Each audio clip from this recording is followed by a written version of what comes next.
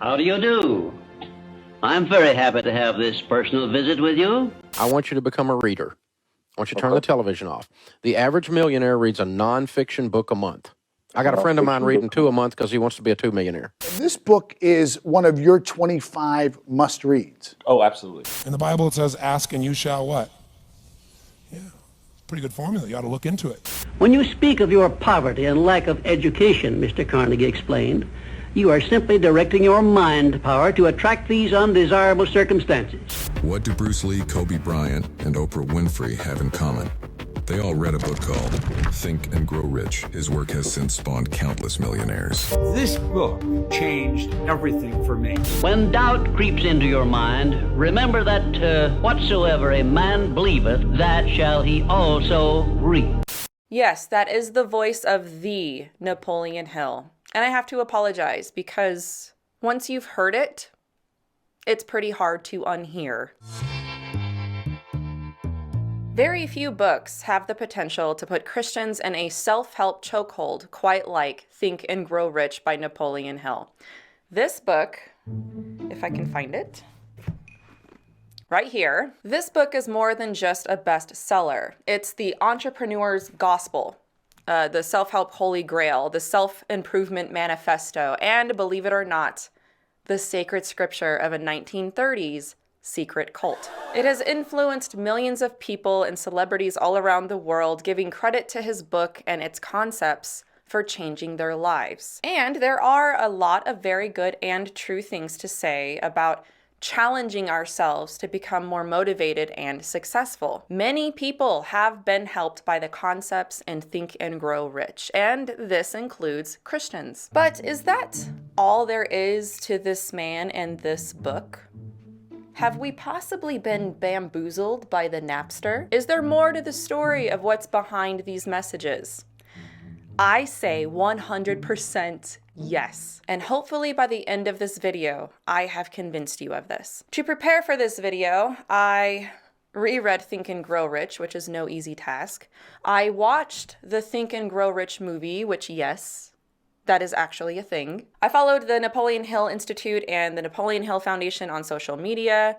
I looked at a lot of other works that the Napster has written, and I read blogs and watched videos and did as much as I thought was sufficient to gather the information for this video. Even after all of that, there's probably still more to know about this man. This video will be in 4 parts with a conclusion. Part 1 is about Napoleon Hill. Who is he? I'll go over a basic biography for Hill that is given by most people that might be sympathetic to his teachings, but then I'll also go over what I consider to be his full biography, which is definitely more controversial. This might surprisingly be one of the longest parts of this video. I did not expect this research to turn out the way it did. But I was absolutely floored with what I found out about Napoleon Hill. It was just one thing after the other, but all the information is relevant for the other parts to have more context. I'll also go over some of the pushback from Napoleon Hill supporters on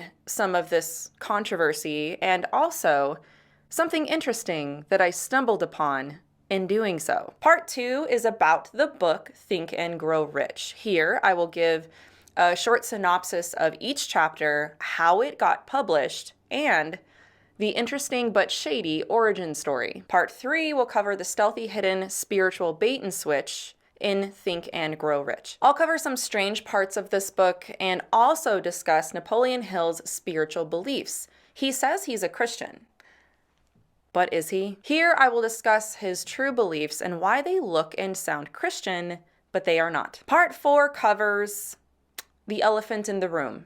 Here we will talk about an important peripheral argument to all of this, the claim that it works or that it has helped. This is probably one of the biggest arguments that people have for Think and Grow Rich, or the general teachings of people like Napoleon Hill. The argument is that this has helped them or that this has worked for them in some way.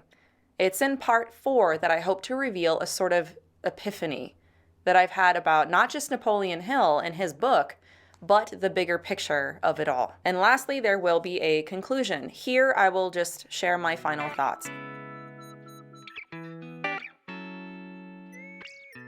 Think of a famous business guru. If you can think of them, Napoleon Hill has probably influenced them. This is a variety of people, from self-help coaches like Tony Robbins, Dan Locke, Les Brown, Grant Cardone, Tai Lopez, just to name a few. But there's also other people who are famous entrepreneurs like Jennifer Lopez, Bob Proctor, Will Smith, Damon John from Shark Tank, Oprah Winfrey, which been there, done that, made a video about it. But Napoleon Hill's Think and Grow Rich has also influenced people who have influenced Christians. People like John C. Maxwell and Charles Stanley, just to name a few. These are big names, and I actually admire and respect both of these men. But this explains why a book that was written in the 1900s stays on the bestseller list every year, or in the self-help or self-transformation section at your local bookstore, and sell well in Christian spaces. That should show the power of the philosophy and teachings in this book, which are also infused with New Thought teachings, which I will cover more of that in part 3. But who is Napoleon Hill? And you know something? When I put together this biography, I thought that this was going to be straightforward. I thought this was going to be simple and boring. But no, that is not what happened. This is not a regular biography. I was very, very surprised that in my research, Napoleon Hill is not always who he claimed to be. And this can be very typical with people that we put up on pedestals when it comes to their teachings that really work for us, which causes us to ignore the other things in their life that might be problematic. It's the classic case of, oh, let's just ignore the negative things and only see the positive because this person has done so many good things. This is how people are not held accountable, and time is the best tattletale, I always say, and oh my, has it told on Napoleon Hill. So there are 2 biographies of Napoleon Hill. There's the official biography that's straightforward, clean and pristine, written by the Napoleon Hill Foundation, which exists to promote personal development and success principles through the education and the publications and programs based on Napoleon Hill's philosophies. And I'm sure their official biography that they approved in 1995 is completely and totally unbiased in their portrayal of Napoleon Hill. So that's the first biography. And then, thanks to court documents, other accounts, and newspaper articles, there's the biography that adds the stuff to his life that perhaps a lot of his disciples don't like very much. So they either downplay or downright ignore. So let's go over the basic biography first. Oliver Napoleon Hill was born on October 26, 1883 in a one-room cabin in Pound, Virginia. His father's name was James, and he was an unlicensed dentist and moonshiner on the side. His mother's name was Sarah, and I was surprised to know that Napoleon's name isn't Napoleon, but Oliver.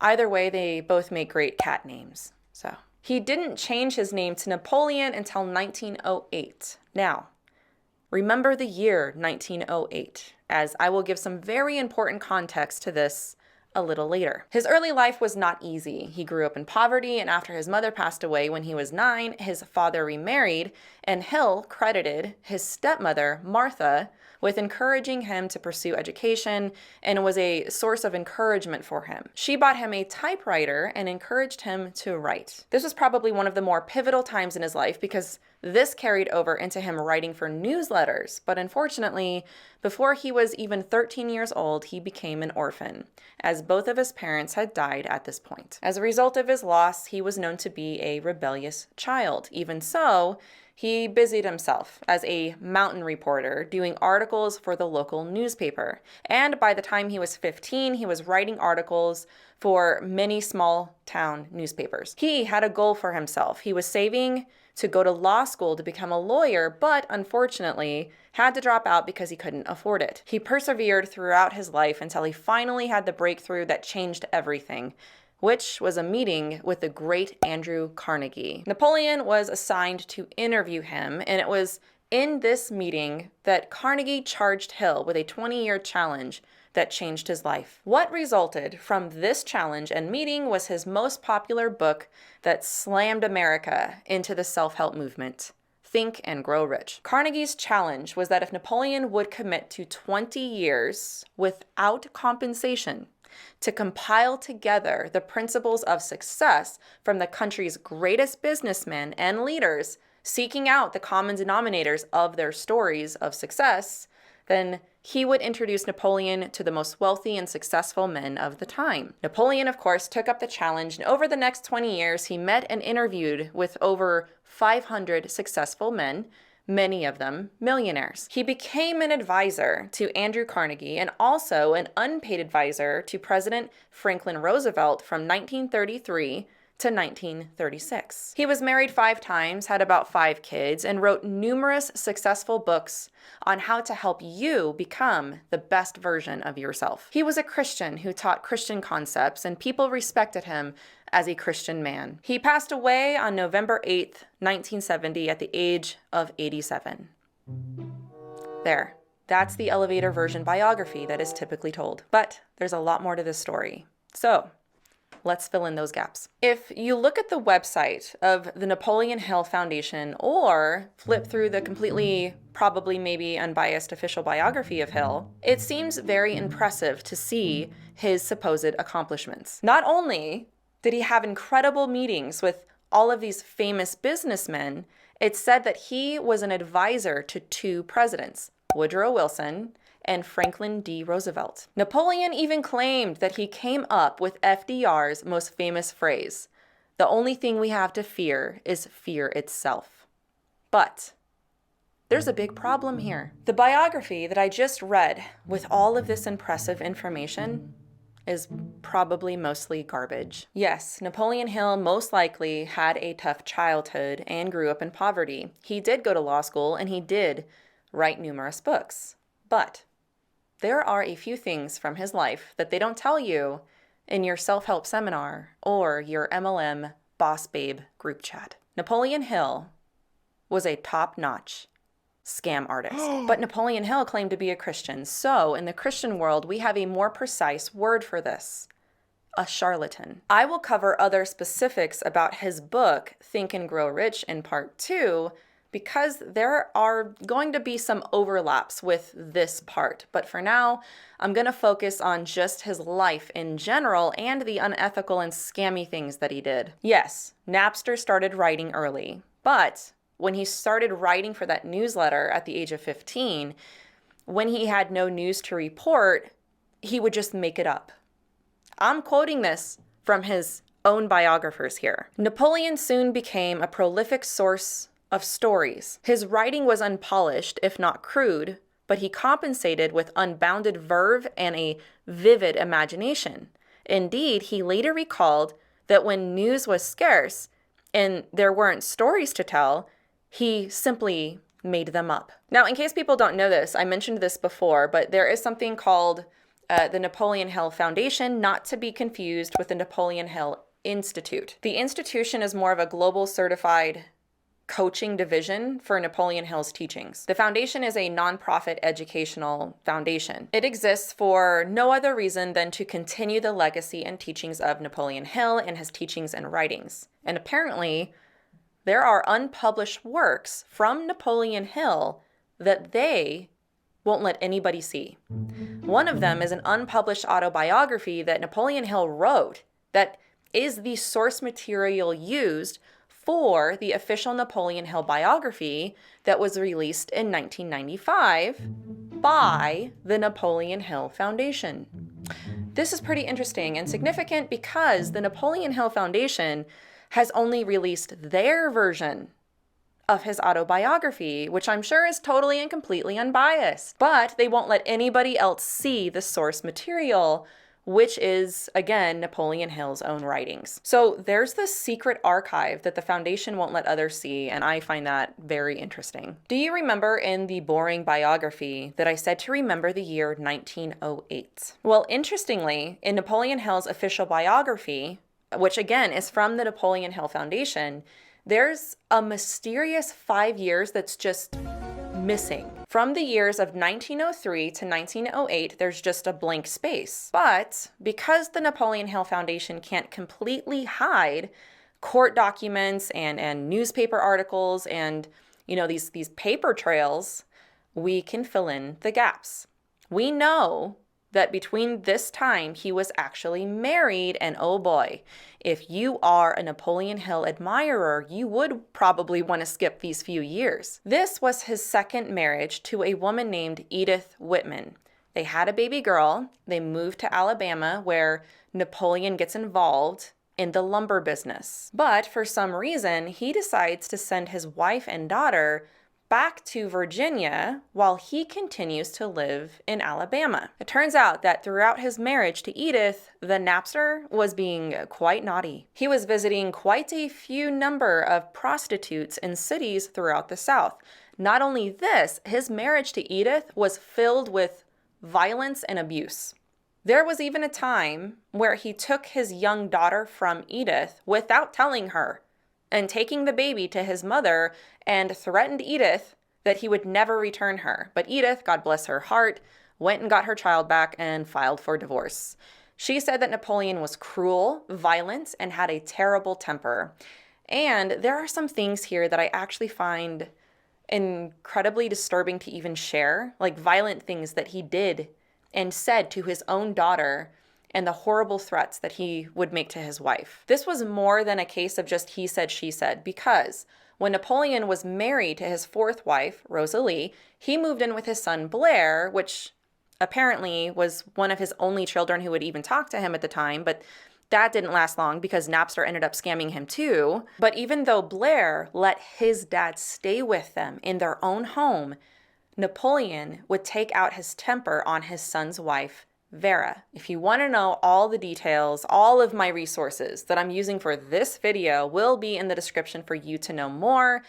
But let me just say that it's pretty disturbing, so heads up. In 1908, a very important year, Napoleon Hill was arrested for fraud but was released, possibly due to insufficient evidence. However, the more serious issue was his involvement in shady practices at his lumber company. Napoleon purchased $10,000 to $20,000 worth of lumber on credit from suppliers across multiple states, but sold it quickly in Alabama at unusually low prices for cash. Now, of course, the buyers started to get suspicious and the local sellers were getting angry. So to hide the cash flow, Napoleon falsely claimed the money came from new investors, prompting his business partner to sell his share and leave the company.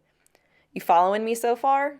By late 1908, the news of Napoleon Hill's fraud spread throughout the lumber industry, and rather than face the consequences, he fled. What a dude. Nobody could find him. So they put out warrants for his arrest. And not only this, apparently he was also in trouble with the U.S. Postal Service for mail fraud. And the lumber company filed a lawsuit against him. So he fled to Washington, D.C. Again, in 1908 is when this happened. He completely reinvented himself and became a new man. Literally, because this is when Oliver N. Hill would start introducing himself by his middle name, Napoleon. And some people who might be watching who admire Napoleon Hill would think, so what? The guy made a few mistakes and he wanted to do better. And he did. He reinvented himself and even gave himself a new name to show how much of a changed man he was. Okay. Let's go with that. Then someone needs to explain to me if that's the narrative that people want to go with, why was this left out of his totally and completely not biased official biography from the Napoleon Hill Foundation? If it's so virtuous, a pull yourself up by your bootstrap story, then it would be a good thing to add it to your completely not biased official biography, not something to avoid. But I don't think that's the case. He abused his wife and child and was a scam artist who committed fraud and never made any of it right. I still want you to keep in mind the year 1908, as we are not done with this year yet, because this is the year that Napoleon Hill supposedly met with Andrew Carnegie, but more on that in part 2. Now, you heard me correct earlier that Napoleon Hill has been married 5 times. That's a whole hand, people. Now, what I found interesting is that most people assumed that he was only married like 2 or 3 times. And again, it seems to be one of those things that's just kind of shoved under the rug. Napoleon's first marriage happened when he was just 15 and had gotten a girl pregnant. Now, this is according to the official Hill biography, which is the only known record of this marriage. The young girl's father angrily demanded that the two be married, but not long after the wedding, it says this, that Napoleon's bride confessed that he had not fathered her child, and the marriage was annulled. And it's thought that Napoleon Hill has a child out there that he has fathered. His second wife was Edith, which we all know how that turned out. His third wife was Florence Elizabeth Horner. He married her in 1910. He had 3 children with her. And of course, he could barely support her and their 3 children in between his full-time job of scamming and scheming people and constantly being supported financially by her family, so she filed for divorce in 1935.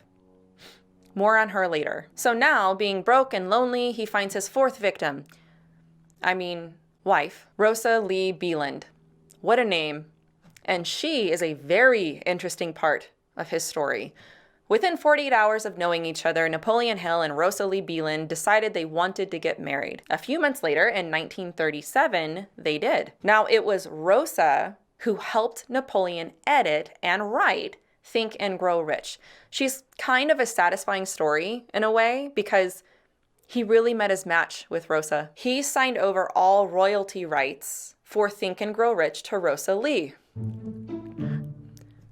But the idea was that all of the people that Napoleon had conned over the years couldn't come and demand their money back from Napoleon. It was also a move to protect his royalties from going to his ex-wife Florence and his children. So not only was he a scam artist, but he's also a deadbeat dad. So of course they made a ton of money from the book Think and Grow Rich, and of course they spent all of it and went nearly broke. They divorced in 1940, and it's assumed that they both cheated on the other. She does come up again later in our story, though, so keep an eye out for her. Then there is his 5th wife, Annie Lou Norman. After Rosa Lee divorced him, he was broke. He tried going to his 3rd wife, Florence, once again, begging for money, and when that didn't work, he went to Clinton, South Carolina, where he met Annie Lou. They married in 1943, and they surprisingly remained married until his death in 1970. So that's Hill's 5 marriages. Now, if you can believe it, the web gets even more twisted here with a new thought cult that I never even knew existed until I did this research. It's the largely forgotten Royal Fraternity of the Master Metaphysicians. It was founded by a dude named James B. Schaefer. He had about 10,000 followers and taught New Thought metaphysical beliefs like the human mind had the ability to change everything around it. If you could simply imagine it, then those thoughts could become real. You know, like the stuff you'd find in Think and Grow Rich. Maybe that's why the Master Metaphysicians used it as one of their religious texts. There's also a rather odd reason why some people would know about the Master Metaphysicians. The cult gained national attention when they adopted a 5-month-old baby named Jean Gaunt, claiming they could raise her to be immortal through a strict vegetarian diet and positive thoughts as part of their belief that immortality could be achieved through focused thinking. The plan was to make her immortal by never allowing her to hear mention of death or disease, nor would she be exposed to any bad or destructive thoughts. No unkind words would ever be spoken in her presence, and baby Jean would eat an all-vegetarian eternity diet. So why do I mention any of this? Because there's a rather interesting fact about baby Jean. Napoleon Hill was her godfather. In fact, Rosa Lee, his 4th wife, was an engaged member of the royal fraternity of the master metaphysician cult. Let me just stop here and again re-emphasize the fact that Rosa Lee helped write and edit Think and Grow Rich, and that's just as much her book as it is Napoleon Hill's. However, it is clear that Rosa Lee was probably more involved in the cult than Napoleon, but it's also clear that he wasn't completely uninvolved either. I mean, his own book was considered a religious text to them, and he was close enough to be Baby Jean's godfather. Apparently, these were offers that he couldn't refuse.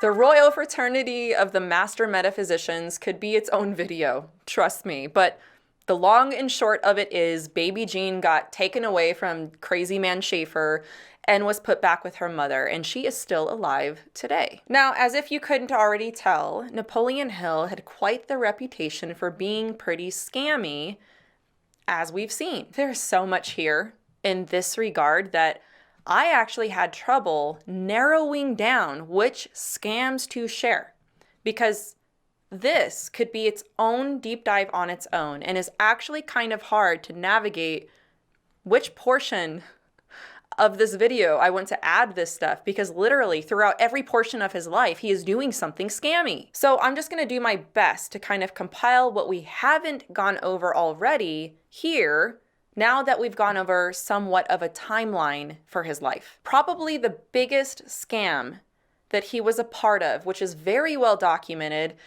is kind of a knee slapper. There was an expose article on Napoleon Hill in the 1900s when he was in the thick of all of his claims, and it turns out he started a shady venture called the George Washington Institute of Advertising, and guess the year that it started. In 1909, the year after he supposedly met with Andrew Carnegie. However, this George Washington Institute of Advertising was a total scam college. The school promised to teach advertising and marketing, but charged high fees without delivering real education or job opportunities. There was a lot of legal troubles with this, and it left students feeling completely ripped off. This is so well documented, and there's so much more to go over with this as far as details, which, again, if you want to check those out, be sure to check out the description for my resources. But in short, the school pushed students to bring in new students, hinting that they could make money or get perks for doing it. How it would work is you would send in names of people that might be interested in the college, and you would get a commission for it. Sound familiar? Yeah, Napoleon Hill started an MLM scam. I do not know how many of you watched my video about MLMs or multi-level marketing companies, but in my opinion, one of the most important parts of the video was part 4 about the positive thinking books that are used in MLMs. Napoleon Hill's book, Think and Grow Rich, is not only a bestseller in self-help, but also a required reading, highly recommended, in most MLMs. Now, this is just one of several questionable businesses that Napster was involved in, and it made many people doubt his credibility and view him more as a con artist than a true success guru. But what made this so similar to an MLM was the recruitment process for the college. So it's no surprise that in 1912, this whole thing just fell apart and the Napster had to think of something else. I'm going to give you the rapid fire version of this, okay? He was arrested many times and on the run throughout his life for theft, fraud, and scamming.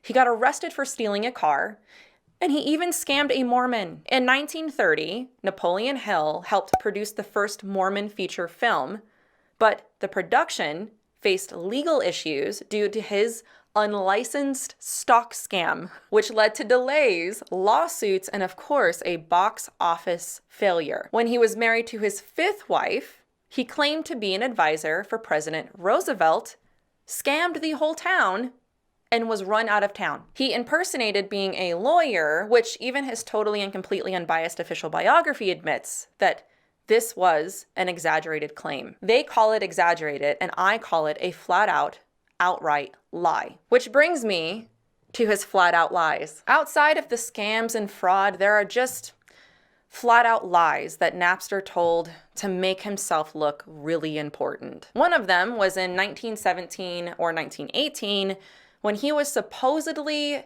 approached by President Woodrow Wilson for help with the war effort. Apparently, President Wilson was willing to pay Napoleon handsomely for his services, but Napoleon, a true patriot, and even though he was dirt broke, wouldn't take any money. According to Napoleon Hill's biography, President Wilson didn't even have an idea for what Napoleon might do to help the war. He just wanted him to be involved. However, this tale gets woven a little bit more.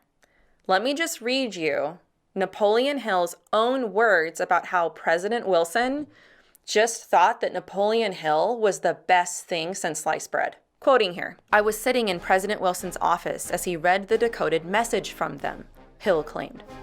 His face turned white as snow. When he finished reading, he handed the documents to me and left the room. He was gone for about 15 minutes. When he returned, he handed me a couple of sheets of paper on which he had written his reply to the Germans, which ended with 3 questions related to the terms of the armistice. Yes, you heard that right. Apparently, Napoleon Hill was about to be asked by the President of the United States for his advice on the terms of ending World War I. Well, golly gee willikers, I wonder what the Napster did. Well, let's find out. After I read his reply, he asked if I had any suggestions to add to it. I said, "Yes, Mr. President. I would suggest a 4th question. I would ask whether the request from an armistice has been made on behalf of the German people or the German warlords." "Of course," exclaimed the president, "for that will put them on notice to get rid of their Kaiser before they can get an armistice." And it did just that. Now, the biggest kicker is there's absolutely zero evidence of Napoleon Hill ever meeting President Wilson, much less giving him advice on how to run the country. The Federal Trade Commission charged Napoleon Hill on October 1919, which is weird, considering he was supposed to be working for the president, but whatever. But he got charged for fraudulent advertising. He even created fraudulent charities, like creating charities and then stealing money from them. He had numerous unpaid debts and just flat out lies about the people that he supposedly met. However, there is one person that Napoleon Hill probably met, which would be Thomas Edison. There's even an incredibly awkward photo to prove this. However,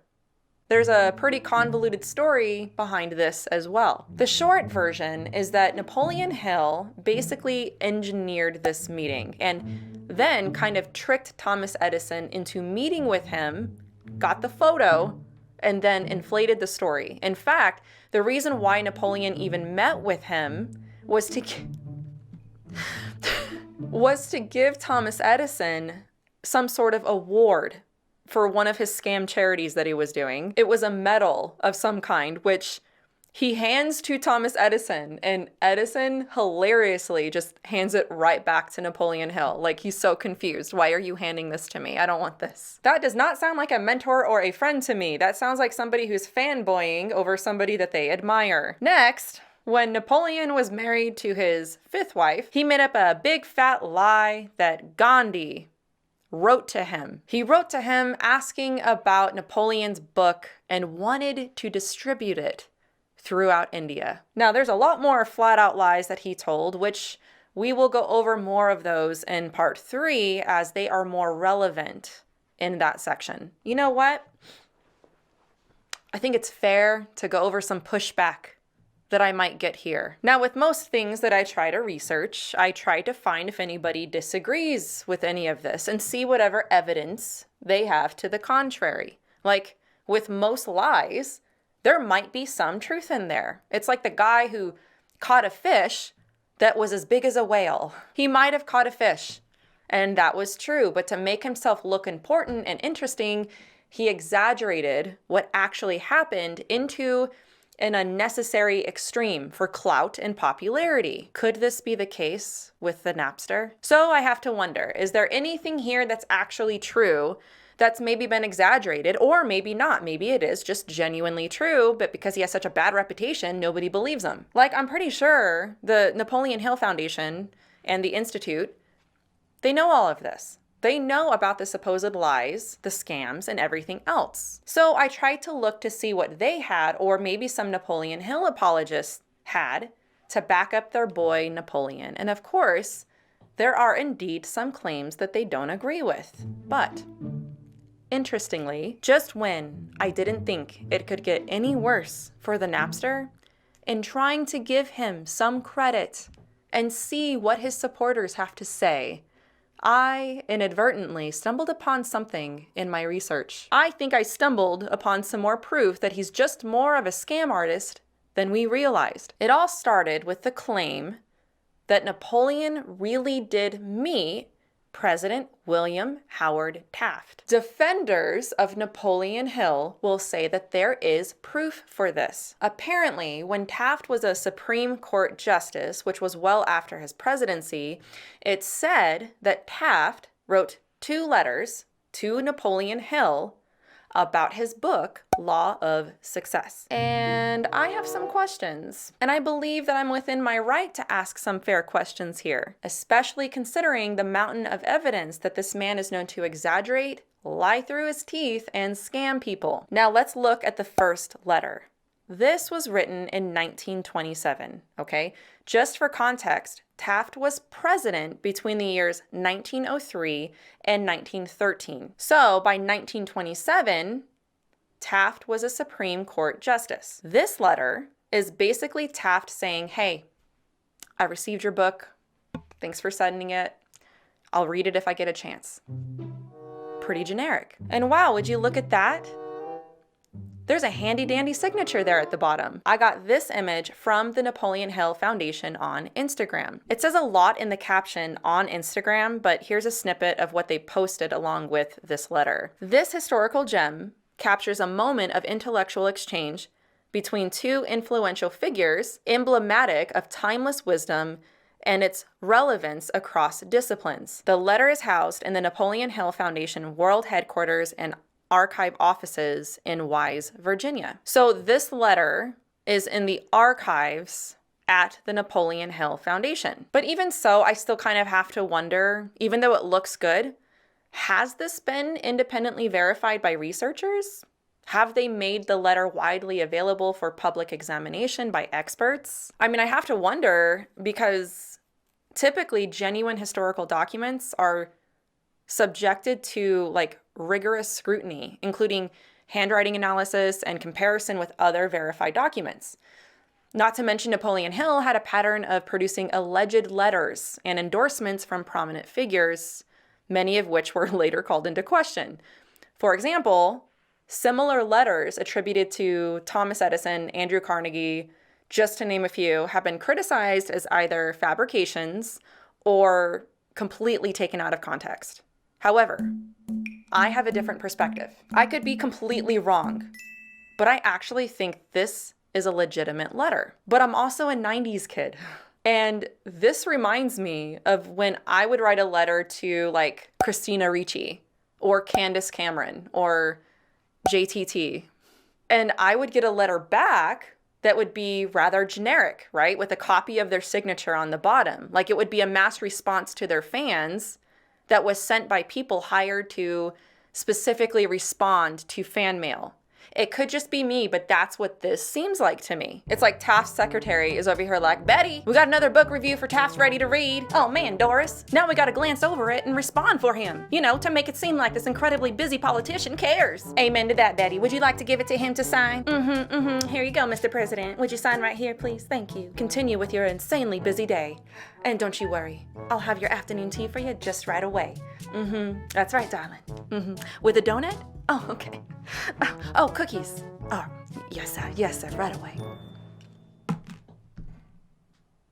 That's probably how that went. And knowing Napoleon Hill's patterns for exaggerating claims, I could see how getting a letter like that would be turned into something it wasn't. Now, there's also the second letter, which, by all accounts, if it was authentic, is way more important than the first. And when I was looking at it, just by chance, I noticed something odd. So let's read what this says. December 24th, 1927. My dear Mr. Hill, I thank you for sending me your law of success. I note one passage with which I fully agree. Every failure is a blessing in disguise, providing it teaches some needed lesson one could not have learned without it. Most so-called failures are only temporary defeats. If that were inbred, it would help, especially if it were made to apply to those who are studying expediency in politics and the yielding to popular errors and deferring to them. I shall have pleasure in looking over the introductory lesson when I have the opportunity. Sincerely yours, Taft. I don't know, man. Doris and Betty did a good job writing that up. I mean...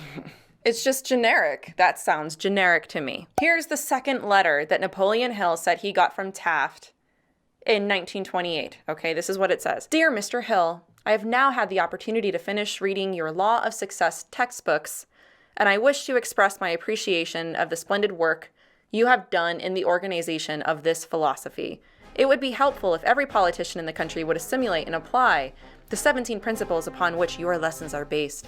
It contains some very fine material which every leader in every walk of life should understand. I am happy to have had the privilege of rendering you some slight measure of help in the organization of this splendid course of common sense philosophy. Now, keep in mind, this was not a small book. For somebody of this stature to stop what they're doing and read a book that's, I think it's like over 500 pages. Yeah, that's a stretch. So this quote appears in the original 1937 version of Think and Grow Rich, which I have access to and saw the quote, but I didn't see any images in any edition of the book. You know how usually they'll take like a photocopy of it? That wasn't there. Also, what's interesting is that the way that the quote ends in the original book is that it isn't from Taft. It just says that it's from a former president and former Chief Justice of the United States. But in the current updated version of Think and Grow Rich, which has been revised, it's the one that I have, all of these endorsements have been completely taken out, including the one from Taft. But as far as this letter's existence, all I found was the post from the Napoleon Hill Foundation on their Facebook page. Here's what the caption says. It says, a historical archive letter contained in the 1937 version of Think and Grow Rich by Napoleon Hill from former President and U.S. Chief Justice William Howard Taft on Hill's contribution. But again, I'm kind of confused about this because the letter doesn't appear. It says that it's a letter contained in the book, but it's just a quote. So I don't know what that means. So if there's somebody smarter than me that maybe knows a little bit more about this, let me know in the comments or email me. But aside from this, my source for both of these letters are from the social media accounts of the Napoleon Hill Foundation. And I can't help but notice something strange about them. When I look at these two letters, they look different. Do you see what I see? Do you see what I see? I'm sorry. That was really off key. Sorry about that. All right, let me put this in perspective. Let me break this down. Let's look at William Taft's signature online. It's pretty impressive, isn't it? Look how sleek and smooth and consistent his signature is. Now look at the first letter written in 1927 and compare it to the other William Taft signatures. And it looks spot on. This is actually one reason why I think it's legitimate, even if it is a generic letter. Now, let's look at this second letter written in 1928, only 1 year later, which was supposedly again written by Taft. And let's look at this signature. Guys, I am no expert, but this looks like a sloppy forged signature to me. The letterhead is not the same. The type is not the same, and I think it's very clearly obvious that this signature is not William Taft's signature. I think the Napster made this up. I think he forged his signature. And considering his scammy nature and constant lies and profession as a con man, you'd think he'd learn to forge a signature better. So my theory, at least with this one incident, is that I think that the first letter was a generic letter from the president with his signature on it. I think Napoleon Hill then took that signature and tried to forge it terribly, which, considering that the internet did not exist back then and you couldn't check, people just took his word for it. And again, not to mention the highly suspicious timeline here. Napoleon Hill's book was written in 1937. William Taft died in 1930. So again, it's the same pattern of claiming these men said and did something that cannot be completely verified because they're dead. You know, and as far as the other pushback that Napoleon Hill supporters have, where they claim there's some legitimacy with what he claims, this is typically the formula that I found when I looked into them. It's the fish that became a whale. It's like being in the audience of watching the Wright brothers flying equals him being best friends with them. Or he knows a friend who met Andrew Carnegie once equals Hill is now intimate business associates with him. And maybe he did actually meet Thomas Edison once and even got a photo of it. But it becomes an extraordinary claim of nonsense. And I don't doubt that a generic letter from William Taft turns into them being best buddies who talk all night on the phone, braid each other's hair, giggling together. It's wash, rinse, repeat with this guy. I am genuinely not impressed with the pushback. And considering the Napster's track record, this assessment is what makes the most sense by far. Guys, I could honestly be here all day telling you about the shady dealings of Napoleon Hill, but I think that this is sufficient. You get the point. I did not expect this at all when I started my research on him. The popular narrative portrays Napoleon Hill as a victim of bad business dealings, someone who was simply too trusting for his own good. It's framed as though there's this grand conspiracy against him, or that he actually did meet these people, but then leave out valuable information about those details. However, when you consider the extensive trail of lies, theft, forged checks, shady business deals, scams, multiple arrests, it's hard not to question whether his story is just complete baloney. But most people don't know him for these things. When you think of Napoleon Hill, you think of his book, Think and Grow Rich. It's one of the most popular New Thought books of all time, which, yes, Napoleon Hill is a New Thought author. I will specifically cover more of this in part 3, but for now, let's segue into this popular book and what it's about.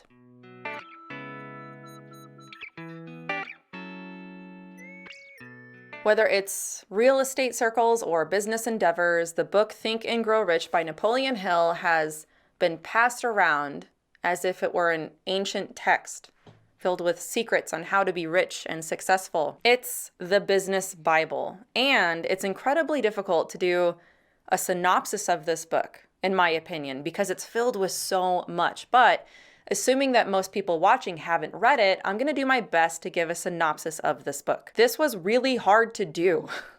So I hope that my summary of each chapter is helpful in giving you an idea of what this book is about for my later commentary to make sense. Now, I have the revised and updated version. There's different kinds you can get online, but you won't find any difference really in the original version and this one, except there's basically a chapter 1 in the revised version called The Power of Thought.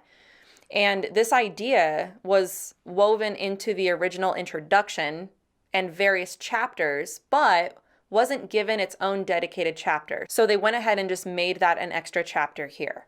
Also, to prevent redundancy, just know that in every chapter, Napoleon Hill brings up supposed conversations that he had with really important and famous people that I've already mentioned before.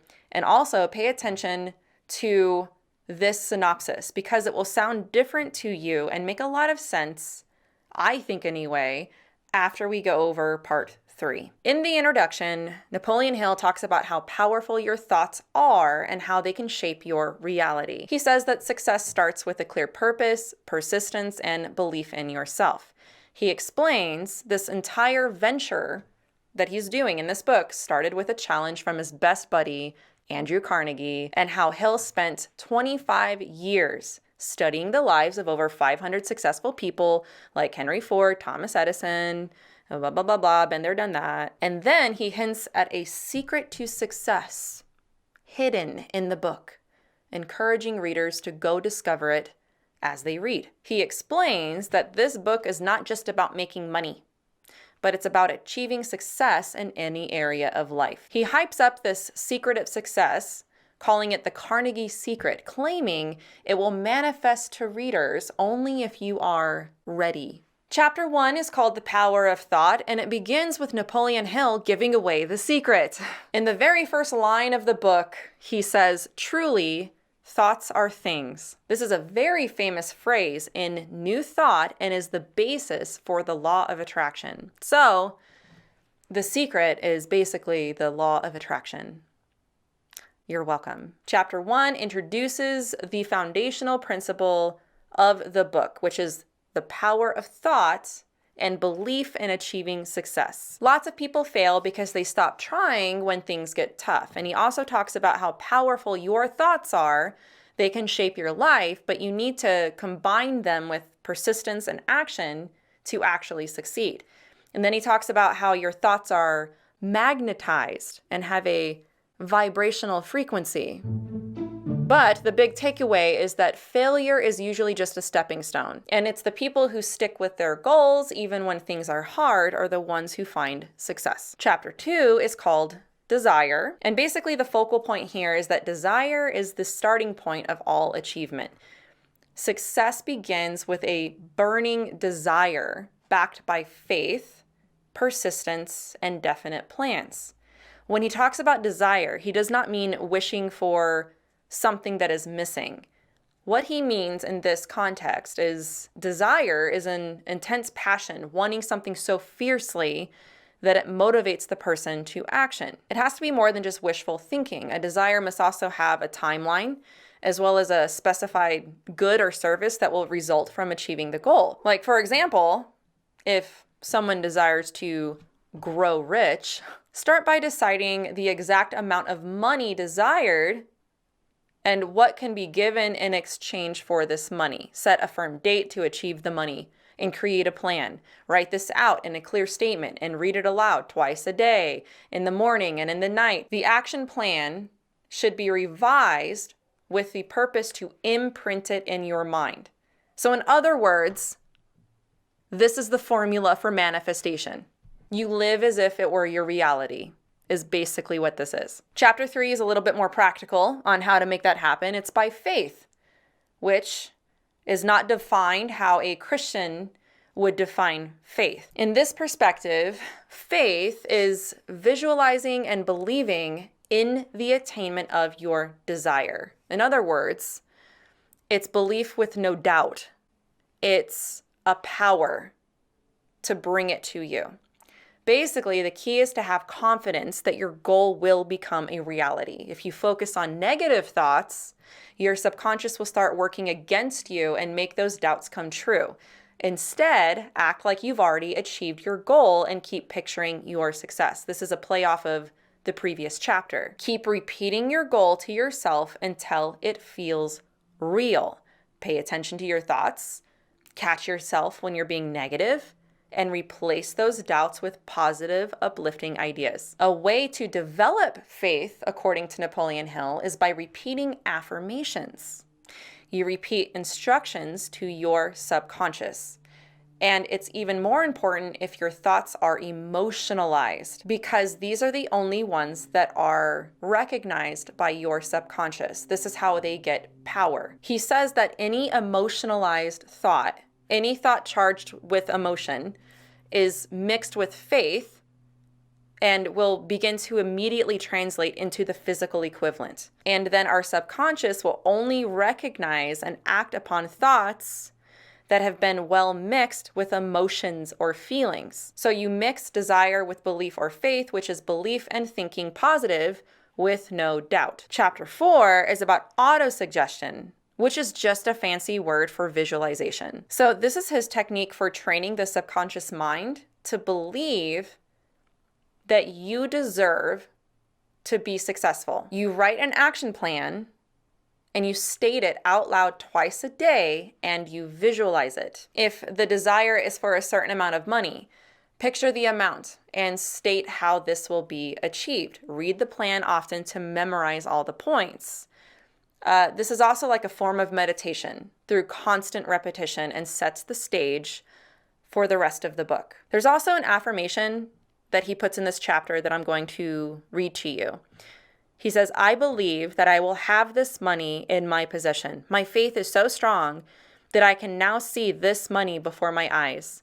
I can touch it with my hands. It is now awaiting transfer to me at the time and in the proportion that I deliver the service I intend to render in return for it. That is a clunky sentence. I am awaiting a plan by which to accumulate this money, and I will follow that plan when it is received. And then something really strange he says at the end of the chapter is that after you read this entire book, you should come back to this chapter and read the whole chapter aloud once every night until you are convinced that it's true. Chapter 5 is called Specialized Knowledge. Now, the key idea here is knowing that success isn't about knowing a little bit about everything. It's about gaining specific knowledge that's directly tied to your goals. So general knowledge, he says, like things that you learn in school won't make you rich. Instead, you need to focus on learning skills or information that you can actually use to get closer to what you want. You can partner with others who have the expertise you're missing by forming what he calls a mastermind group, which we will go over more later. This is where everyone works together toward a shared goal. And the main idea is that you need to keep learning and applying what you know to make real progress towards success. I mean, some of that is just good advice. Chapter 6 is about imagination. He says basically to be creative. The more you use your imagination, the better it gets. Imagination is how you turn your desires into actionable plans. It's the tool you use to visualize your goals and figure out how to make them happen. Your ideas can then be turned into money by having a clear goal and a solid plan on how to make it happen. Now, he breaks imagination into two types: synthetic imagination and creative imagination. Synthetic imagination takes things you already know, like old ideas or plans, and then rearranges them into something new.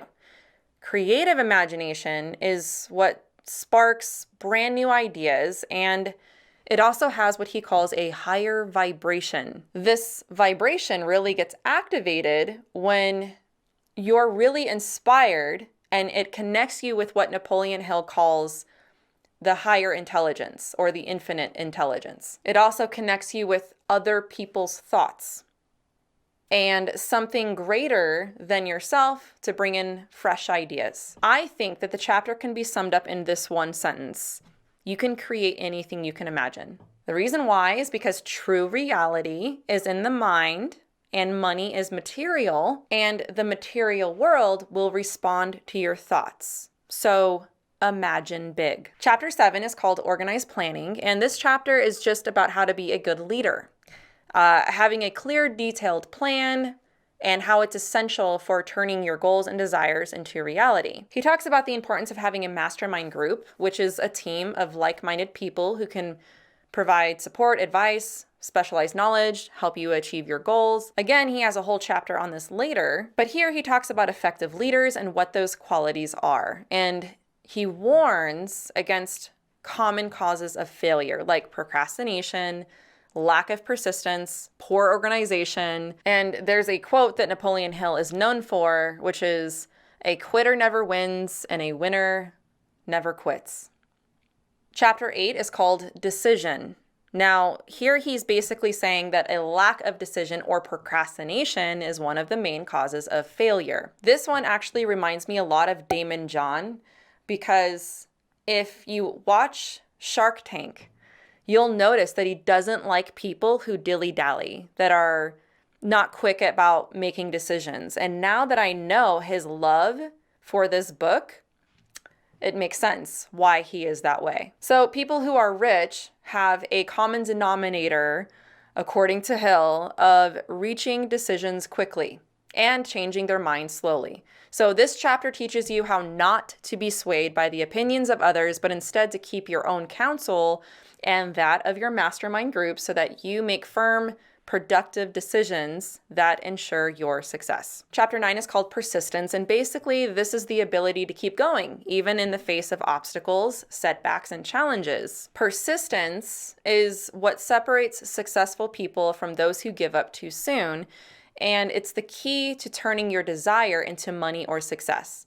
Basically, most people will throw in the towel at the first sign of opposition, but willpower combined with desire is necessary to ensure that your objectives are reached, and fear, doubt, or outside opinions can derail you. Now, I just want to pause here and just let you guys know that yes, I will be giving some commentary on some of these ideas later, so just hold your horses. Chapter 10 is the mastermind. This chapter was really interesting. First of all, it's one of the later chapters, and honestly, he should have added it first because he mentions it quite a few times before this chapter, and there's no context to it. Anyway, but basically, he's saying that power is essential for success in getting money, okay, and getting rich. And this power, as he defines it, is like an organized and intelligently directed knowledge. You can't have great power without the mastermind, in other words. A mastermind is a group of people with different skills, abilities, and viewpoints who work together to achieve a common goal. However, according to Napoleon, this is more than just a group of buddies trying to encourage you. A mastermind group is economic, but it's also a spiritual alliance, or what he calls psychic. According to Napoleon Hill, when minds come together, they generate a higher level of energy, or a third mind, which taps into what he calls the infinite intelligence, or a divine mind. Negativity and conflict can disrupt this collective energy and reduce its effectiveness. So if you have anybody in the group who is just doubting, asking too many questions, just bringing down the vibe, you need to kick them to the curb. The next chapter is chapter 11, which is just weird. It's called Sex Transmutation. And here, Napoleon Hill argues that sexual desire is like the most powerful human desire. And in order to be successful, it's essential to, how do I say this, redirect this desire away from physical expression, okay? In other words, the simplest way I can put this is that you're channeling your carnal desires into creativity. In a spiritual aspect, this is emotional. Remembering how important emotions are, your emotions have a powerful vibration to create. So what he's saying is to channel that energy into making yourself rich and successful. Chapter 12 is called The Subconscious Mind, and this one's rather important to the whole process. What he describes as the subconscious mind is like the in-between between the finite mind of a man and infinite intelligence that enables humans to tap into the forces of the universal mind. This is, just pause real quick, this is a new thought term. So basically, another way to describe this universal mind or divine mind or infinite intelligence that he keeps using is to think of it this way, okay? It's like a universal force that connects all minds. So we are connected through our thoughts, strong emotions, and feelings, and this is how we connect with God, or what he calls infinite intelligence. Not only this, according to Napoleon Hill, we can tap into this collective pool of thoughts, ideas, and inspiration shared across humanity, allowing you to access insights, solutions, ideas, creativity that go beyond your personal experiences and knowledge. If this sounds a little creepy, it's because it is. But this is his way of explaining how new ideas and solutions can seem to appear as if from nowhere when your mind is properly tuned. He explains that this is the only way to turn thoughts into spiritual and physical outcomes. Because remember, the secret of the book is that thoughts are things. So basically, your subconscious mind is a powerful tool for turning your desires into reality, but you must control what you feed it. Positive thoughts, strong emotions, and repeated affirmations help program your mind for success, according to Napoleon Hill. But also remember that negativity, doubting, negative thoughts, that can derail your success. So don't be negative or fear-based and don't doubt. So there's a little detour for you to help you really understand this infinite intelligence that he keeps talking about. This is a very new thought concept, but more on that later. Chapter 13 is the brain. And he begins this chapter by saying that every human brain is capable of picking up vibrations of thought, which are being released by other brains. Basically, your brain is a broadcasting station for thoughts from the infinite intelligence. Now, he ties this together with the chapter about the mastermind, which explains why it's important to be vibrationally attuned with your group.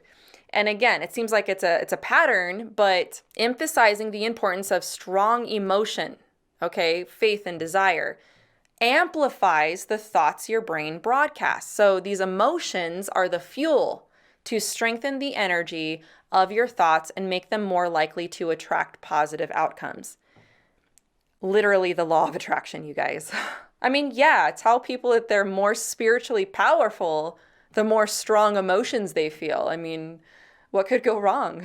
Chapter 14 is called The Sixth Sense, and this is definitely one of the most disturbing chapters. Remember all the things that we went over before about the imagination, thoughts, infinite intelligence, and add another layer of intuition. And you have what he calls the sixth sense. And it's literally as it sounds. It's like a spiritual intuition or gut feeling that you have about certain things, but it's more than just that. This chapter definitely takes on a creepy, mystical tone. What he is saying is that you have this power within you, like a psychic ability to know and see certain things that are only for you, that go beyond logical reasoning. And he describes his own mystical connection by describing his own use of what he calls the invisible counselors. He claims that through deep thought and visualization, he could tap into the wisdom of historical figures like Abraham Lincoln, Thomas Edison, Henry Ford. And yeah, I will go into a lot more detail about this later. Chapter 15 is called How to Outwit Fear. And this is sort of a conclusion to the book and focuses on overcoming the mental and emotional barriers that prevent success. And what he does is that he identifies 6 primary fears that sabotage your progress. First one is fear of poverty, fear of criticism, fear of illness, fear of loss of love, fear of old age, and 6th, fear of death. Now, this also plays on another book he wrote called, if I can find it, Outwitting the Devil, which I will talk about later. But he explains that these fears are rooted in negative thinking and can paralyze ambition. It can destroy confidence, disrupt focus. And what he's saying is that you need to eliminate these fears from your subconscious mind to succeed. You want to confront your fears directly, replace negative emotions like doubt and worry with positive ones like faith, love, and purpose. Don't focus on fear or negativity because that attracts failure, while focusing on faith and positive energy attracts success. You got to be spiritually aligned, man. You got to maintain your higher vibration. That's how you outwit the fear. Also, something else he does in this chapter is suggesting drowning out your worries, which his advice on this is to take control of your mind and deliberately starve your worries by not giving them attention. The way to do that is to flood your thoughts with positivity and purpose, which drowns out fear and creates mental clarity. Next is chapter 16, which is called The Devil's Workshop, which carries over from the last chapter, and he calls this the 7th basic evil. So remember everything that I just said about how your mind must always be occupied with positive, high vibration focused thoughts, or it will become a workshop for destructive emotions like fear, doubt, worry, and what he metaphorically refers to as the devil's workshop. Because your thoughts are energy, that's what you will attract based on what you're thinking about. Again, it's law of attraction. But basically what I see him doing here is telling you to turn off your thinking capabilities. Critical thinking is negative thinking. And he cloaks critical thinking with the guise of worry. And it's brilliant, because anything that makes you feel any sort of negativity or makes you feel bad at all, or any sort of doubt, especially about what he's saying, you are told just to drown it out and think positive. But let me just say, please do not do this. Please do not turn off your brain or your thinking capabilities for money. However, this does make sense considering Napoleon Hill's spiritual beliefs, which we will get into in part 3. So that's the basic synopsis for this book, which was so hard to do, but hopefully I gave you a good idea of what this book is about. But let's get into some peripheral details about this book. Let's start with the inspiration for it. Because if you remember, we've gone over this a few times, but according to Napoleon Hill, the primary inspiration for Think and Grow Rich was Andrew Carnegie, which at the time was one of the wealthiest men in history. I've mentioned him a few times in this deep dive, but according to Napoleon Hill, Carnegie believed that success was not like a luck thing or privilege, but could actually be distilled into like a systematic set of principles that anybody could follow. And to refresh you, remember it was in 1908 that according to Napoleon Hill, that he met Andrew Carnegie, and Andrew reportedly just posed this life-changing challenge to Napoleon Hill, which as a reminder, it was to spend 20 plus years studying and documenting the philosophies, habits, and strategies of the most successful people at the time. The claim was that Carnegie offered Napoleon access to his own personal network of these influential people to support this endeavor. Napoleon said he did this without a guaranteed salary, and he believed that the knowledge he gathered could empower millions to achieve their dreams. And over the next 2 decades, supposedly, he worked as a journalist, educator, and speaker, all while compiling the material that would later become the foundation for Think and Grow Rich. Yeah, he claimed to have spoken to some pretty impressive people. And all of this became the book that is Think and Grow Rich. But if part 1 has taught us anything about the Napster, it's that there's always more to the story. In part 2, I told you to keep in mind the year 1908, the year that his completely and totally unbiased official biography by the Napoleon Hill Foundation said that he met the famous Andrew Carnegie, the meeting that changed his life. So Andrew Carnegie took Napoleon Hill under his wing and charged him to interview millionaires, which led to his epiphany and this book. Wow. What a nice guy of Carnegie, don't you think? I mean, it sets the tone for the rest of the book. Somebody who's high in the success chain, helping someone down on the bottom to succeed. Well, too bad it's definitely garbage. Napoleon Hill literally faked it till he made it. I do not think that Napoleon Hill could have possibly known that the internet would be a thing today and that so many of us would have access to information that would very easily verify or debunk his claims. In part 1, we learned a lot about his scammy ways, and I saved this one in particular for part 2 because it applies to Think and Grow Rich and his supposed meeting with Andrew Carnegie. So let's get into it. The first issue is that Hill claimed that Carnegie tasked him with a project that involved spending 2 decades interviewing and studying successful people without financial compensation. It was all about the knowledge he would gain. However, there is no record or document to show that Carnegie commissioned anything like this, nor is there any proof that he provided Napoleon Hill with any kind of endorsement, financial or otherwise. And then there's also the timeline issues, which is my personal favorite part. He claims to have met with Andrew Carnegie in 1908, the year that he was fleeing from the authorities, trying to evade fraud charges, dealing with the fact that he's an abusive husband, going through a divorce, yet he had the time to meet with the most powerful man in America. Makes sense.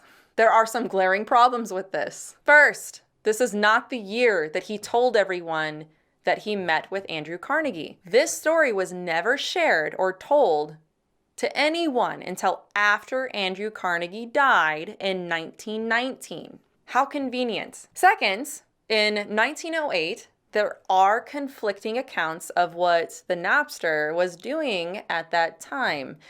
And there is no evidence that he was a journalist with access to someone like Andrew Carnegie.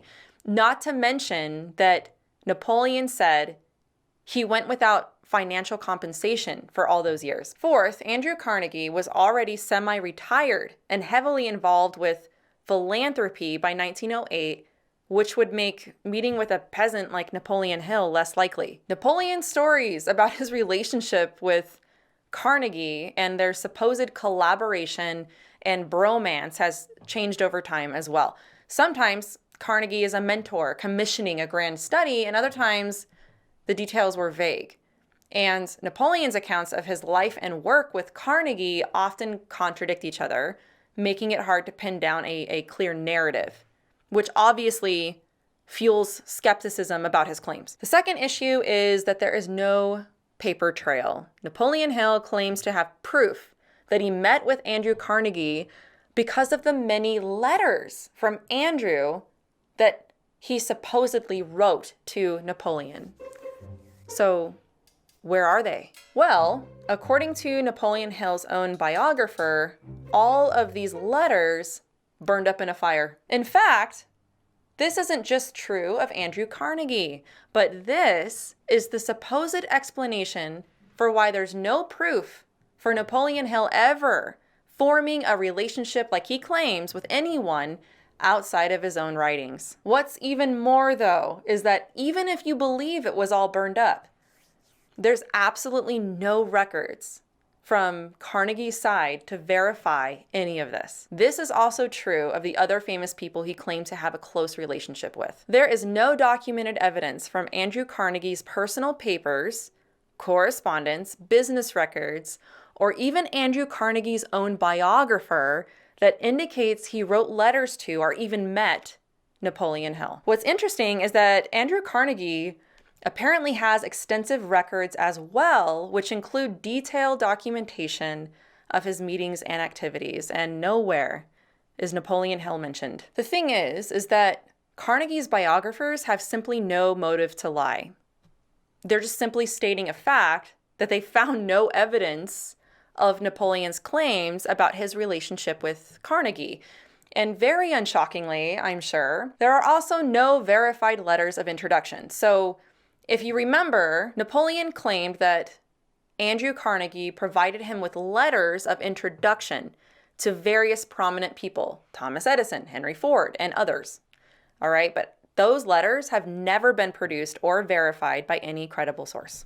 Also, we've been through this a few times, but there are no living witnesses to confirm or deny anything that Napoleon Hill said. By the time Think and Grow Rich was published, there are few, if any, living people who could confirm his interactions with the people that he cited in his book. The third issue is that it's an inconsistent genre, okay? You'd think that if such an extensive project had taken place over 20 years, it seems likely that some of these people would have mentioned Napoleon or his work, but there's no record of this.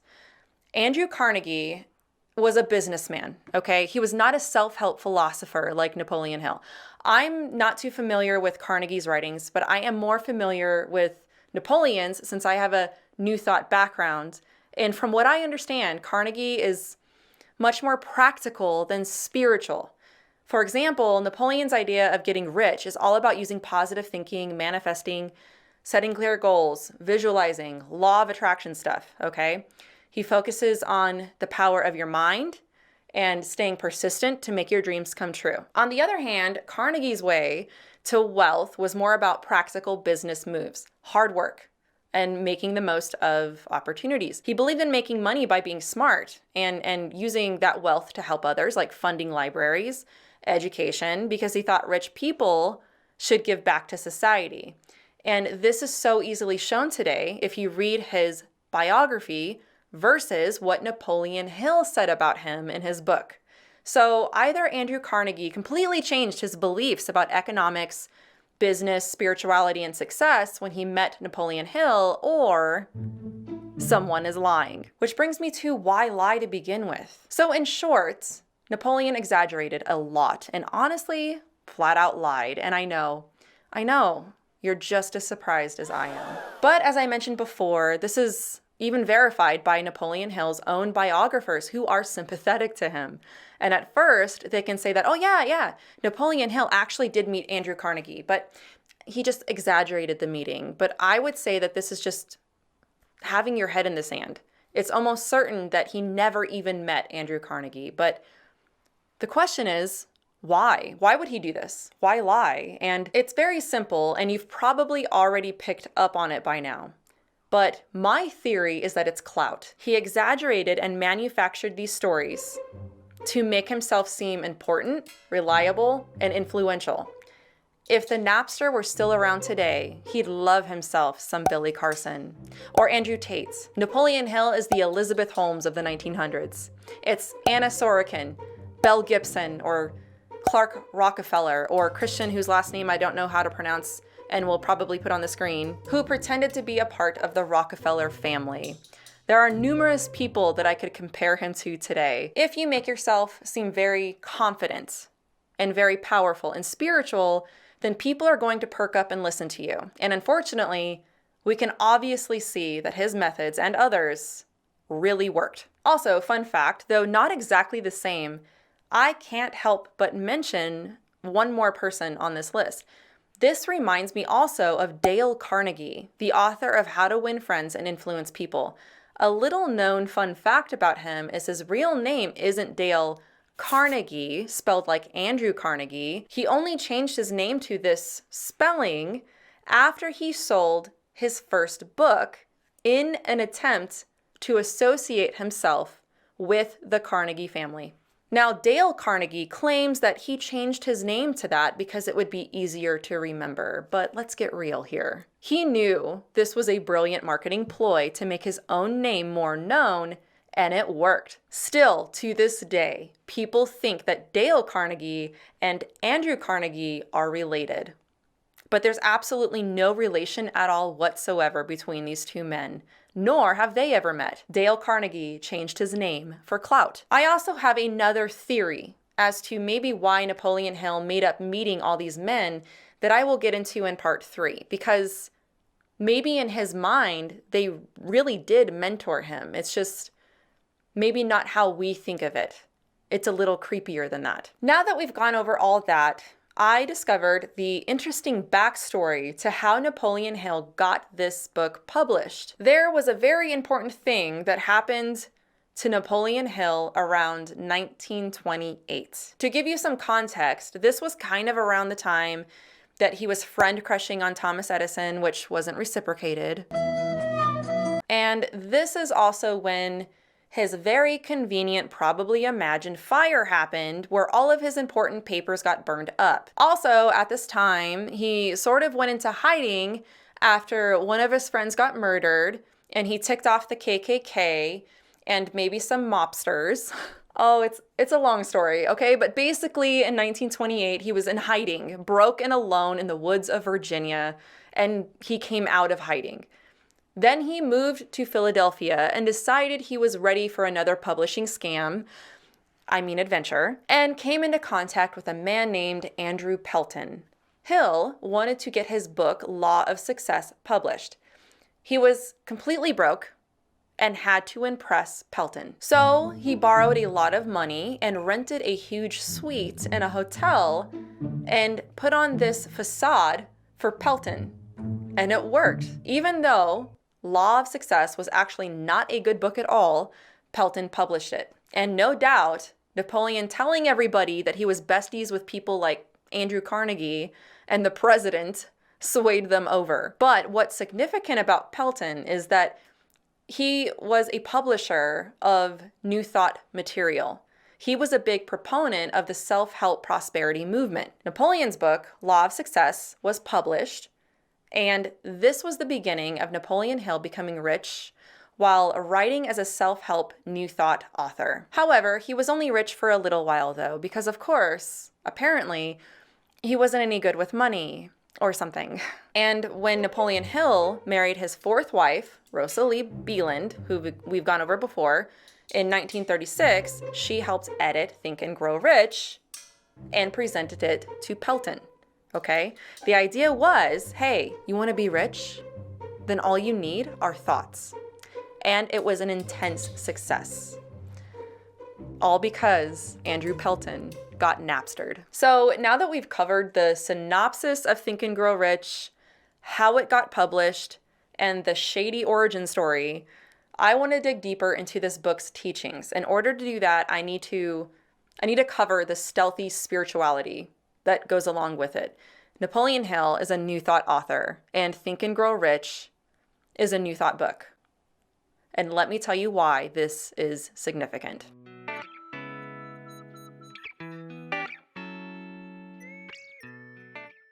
There's a whole other element here that goes beyond the practical.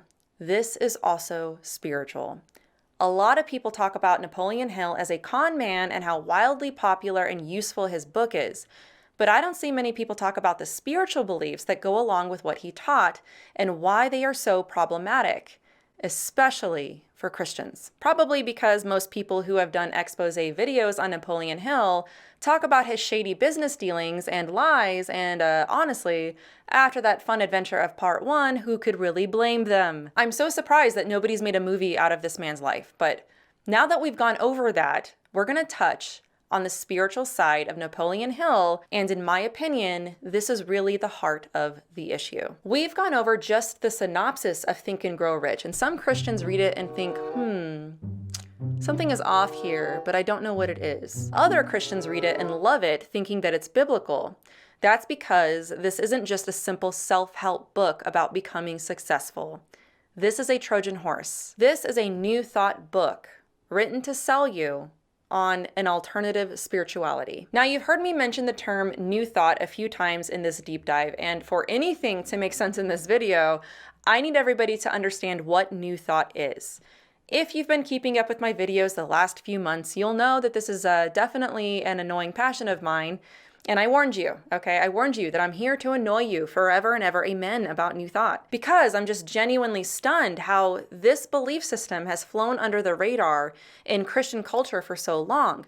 But if you're new here, lean in really close to what I'm about to say, because everything that matters in this video has everything to do with the fact that Napoleon Hill isn't just some self-help guy that wrote a book that one time that sold millions. Napoleon Hill is part of the New Thought movement and is only one of the New Thought authors who is responsible for the foundation of the self-help movement. And trust me, New Thought is a mountain of a topic that I don't think I could cover enough in depth because it's a complicated web. I wrote an entire book called Happy Lies about New Thought, and only one of those chapters was about the self-help movement. But I easily could have written 3 to 4 times as much, but I hear that publishers frown upon that or something. I will leave more resources in the description about New Thought specifically for you to check out, as I won't be going over all of that here. And this will also include links to where you can find my book. But if you have read a self-help book like Think and Grow Rich, most likely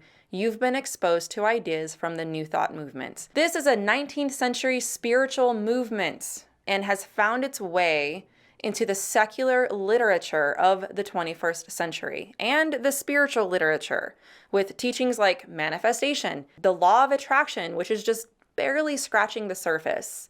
And it's the beliefs of New Thought that have informed Napoleon's writing and subsequently forming the beliefs of millions of Americans, including Christians. New Thought can be both secular while at the same time look Christian. So the ability to appeal to a huge audience is noteworthy. As mentioned before, New Thought is the 19th century spiritual movement that grew out of metaphysics and the practices of hypnotists and mental healers like Anton Mesmer and Phineas Quimby, both of which I plan on doing a deep dive on at some point. The core beliefs of the movement were that the mind was in control of the body, and that illness was an outgrowth of negative or false thinking, and that any sickness could be healed through faith and positive thinking. Spiritually speaking, it was a free-for-all. We are the authority because we can have direct individual communication with God. This caused a lot of contempt for negative thinking and critical thinking, as this was seen as holding them back from a personal experience with God. People had a strong sense that they were specifically chosen by God, which is what I call the chosen one syndrome. It puts the spotlight on ourselves as some sort of unique and special chosen spiritual vessel for God's purpose. The way that you experience God, according to New Thought, was through your emotions, intuition, and feelings. And at the time, this was revolutionary.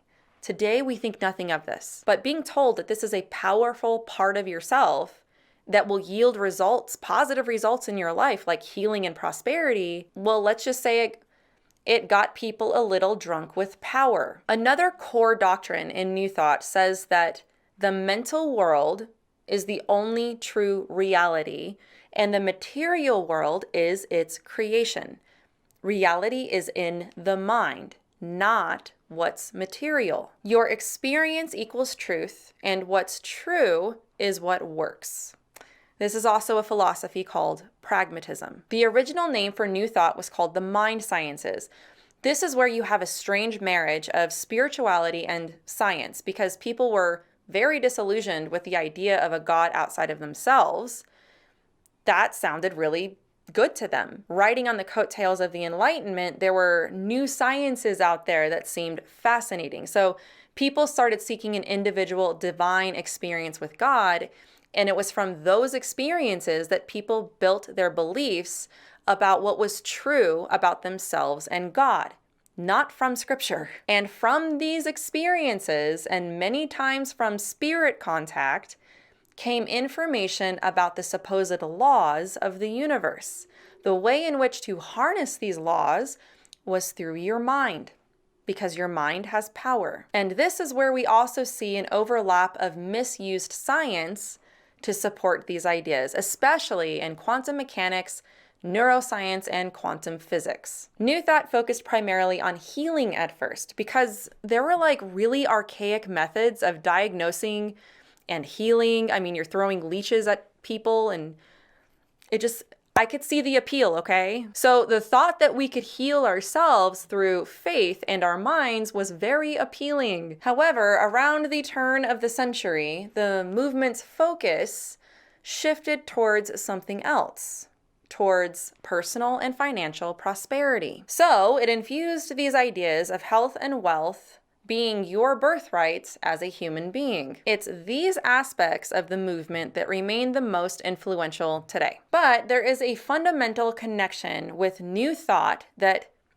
sets it apart from all other movements, even though there are aspects of New Thought that are pretty secular, especially with groups like Religious Science, or what's known today as Center for spiritual living, there's a very important thing to understand about this movement, okay? You guys have heard me say this before, but New Thought claims to be a Christian movement. If I were to define New Thought in a sentence, it would be the positive thinking movement in America with Jesus as its mascot. In 2 words, I would describe it as metaphysical Christianity. It's beyond the physical. It's a higher spiritual way of thinking, a better version of Christianity. So you'll hear Christian terms and even scriptures being quoted, but it's always understood in this different definition. In New Thought, your words and thoughts and emotions are actually what's real. And remember, the material world is a product of that. So that's what I mean by metaphysical. Now, Napoleon Hill, who also claimed to be a Christian, was one of many authors who adopted these ideas. He's one of a few New Thought authors who is largely responsible for introducing New Thought ideas into the self-help genre, where they became incredibly popular. Norman Vincent Peale, Dale Carnegie, and James Allen. Okay, there's just a few names, a few players here in this movement, in the self-help genre. And as I mentioned before in the synopsis, Hill's beliefs about faith, positive thinking, thought power, and failure clearly have their origins in the New Thought movement, as does some of his language that he uses, like infinite intelligence, universal mind, thought vibrations, frequencies, thoughts becoming things, just to name a few. Not only this, remember Rosalie. She was drinking deeply from the well of New Thought and was a member, a deeply involved member in that creepy metaphysical cult. But my theory is that Think and Grow Rich was a smashing success, probably because of Rosalie. Napoleon Hill, not a very good writer, and a lot of his books didn't do very well outside of this one. She was the secret sauce. Not only was she a good editor and writer, but her beliefs and spirituality were also shared throughout the pages of Think and Grow Rich. So let's get down to some of these New Thought beliefs in Think and Grow Rich. The foundational basis for Think and Grow Rich is to master the principles in it. It's not just a book that you read once. It's one that you read every day of your life throughout your life. It's designed like that. Sort of like the Bible. As mentioned in the synopsis, the pinnacle and climactic lesson of this entire book is what the Napster calls the secrets. Remember, Napoleon Hill claims that the secret to infinite riches was passed on to him by the great spiritual sage, Andrew Carnegie, and although he spends the introduction being unnecessarily mysterious about it, he never actually explicitly mentions what the secret is. But then again, as I went over before, he sort of does. Instead, he leaves clues throughout the book, saying that it's mentioned at least once in every chapter. Now, we've already gone over his non-association with Andrew Carnegie, but just to put this in context, let me read this excerpt from the book to you. In every chapter of this book, mention has been made of the money-making secret which has made fortunes for more than 500 exceedingly wealthy men, whom I have carefully analyzed over a long period of years. The secret was brought to my attention by Andrew Carnegie more than a quarter of a century ago. The canny, lovable old Scotsman carelessly tossed it into my mind when I was but a boy. Then he sat back in his chair with a merry twinkle in his eye and watched carefully to see if I had the brains to understand the full significance of what he had said to me. When he saw that I had grasped the idea, he asked if I would be willing to spend 20 years or more preparing myself to take it to the world, to men and women who without the secret might go through life as failures. Sorry, I'm being unnecessarily dramatic. Okay, hold on. I said I would. And with Mr. Carnegie's cooperation, I have kept my promise. This book contains the secret. After having been put to a practical test by thousands of people in almost every walk of life. It was Mr. Carnegie's idea that the magic formula, which gave him a stupendous fortune, ought to be placed within reach of people who do not have time to investigate how men make money. And it was his hope that I might test and demonstrate the soundness of the formula through the experience of men and women in every calling. He believed the formula should be taught in all public schools and colleges, and expressed the opinion that if it were properly taught, it would so revolutionize the entire educational system that the time spent in school could be reduced to less than half. That was a little too fun to read. I mean, this is brilliant marketing.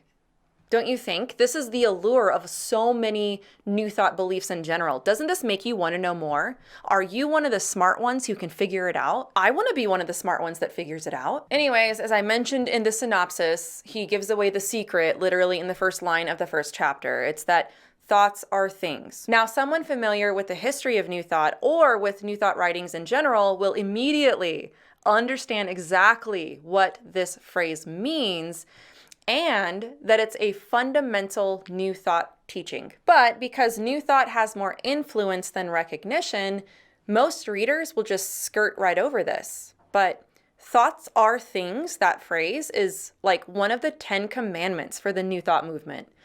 Also, interestingly, one of the people who was greatly influenced by Napoleon Hill was New Thought guru Bob Proctor, who wrote a book by the same name. Because remember, according to New Thought, your mental life is an expression of the material world. Your mental life, your thoughts create your reality. I mentioned this already in the synopsis, but basically the secret that Napoleon Hill is talking about is the law of attraction. I have an entire chapter in my book that talks about the law of attraction and manifestation, affirmations, visualization, but we are talking about a spiritual belief that uses biblical words and principles, but the actual concept comes straight from hell. What the law of attraction teachers don't tell you until you're ready or whatever is that the reason why everything responds to your thoughts, emotions, and feelings is because you are God. You are a divine being that can manifest your reality. You cannot divorce this from the law of attraction. You cannot divorce this from the teachings of Napoleon Hill. But remember, there is a catch. You have to be ready for it. Spiritual and universal forces respond to your mind, and you get results because you've learned to use your own inner power. This is really where people can get very confused with these methods. So there are powerful universal principles that react to the power of your thinking. But this realization and understanding is only for those select few that really get it and are ready for it, which I always found really ironic and quite manipulative. It's like a type of religion where you have to work your way to this type of enlightenment, but only a few people have ever supposedly reached that level. So why are they even telling you about it then? If you're gonna read Think and Grow Rich and sift through it for some sort of universal secret on how to be happy, healthy, and wealthy, but only a small percentage are ever really ready for it, which even then, I don't even think that is completely true. Well, then what does that do then? What it does is it creates a fail-safe for you. It gives you a reason to tell people why it's not working for them. And this is brilliant. You gotta want it more. You gotta work harder. And you tell them they're just not ready for it, but if they persevere, then they will be granted access to this special and hidden knowledge. And to complete the fail-safe, you're not supposed to doubt. So this eliminates you doubting if it's even working or questioning the methods at all. Oh, and buying more of their products, books, and signing up to their seminars and workshops, that can also help you get there too. Deception is supposed to be brilliant, and boy, this is brilliant. But there's more. There is a hidden inspiration for Think and Grow Rich. In part 2, I mentioned that I had another theory as to maybe why Napoleon Hill made up meeting all these men, and it's a little weird. Now that we've gone over what New Thought is and where it is in Think and Grow Rich to some degree, this is what I think. There's a possibility that perhaps in his mind, he wasn't making it up. Maybe he thinks he was actually talking to these men, just not in the way we might think. Let me explain. what some people may not recognize is that Napoleon Hill claimed to also speak to, Abraham Lincoln, but also to Plato, Socrates, Aristotle, Paul, Paul the Apostle, and even Jesus Christ. And this is just a small list of people that he has claimed to talk to. And yes, this is found in this very book, Think and Grow Rich. In the synopsis, I mentioned that I would revisit this, but in the chapter about the sixth sense, Napoleon Hill has a section called Building Character Through Autosuggestion. He said that he had imaginary council meetings where he called on his cabinet members for knowledge.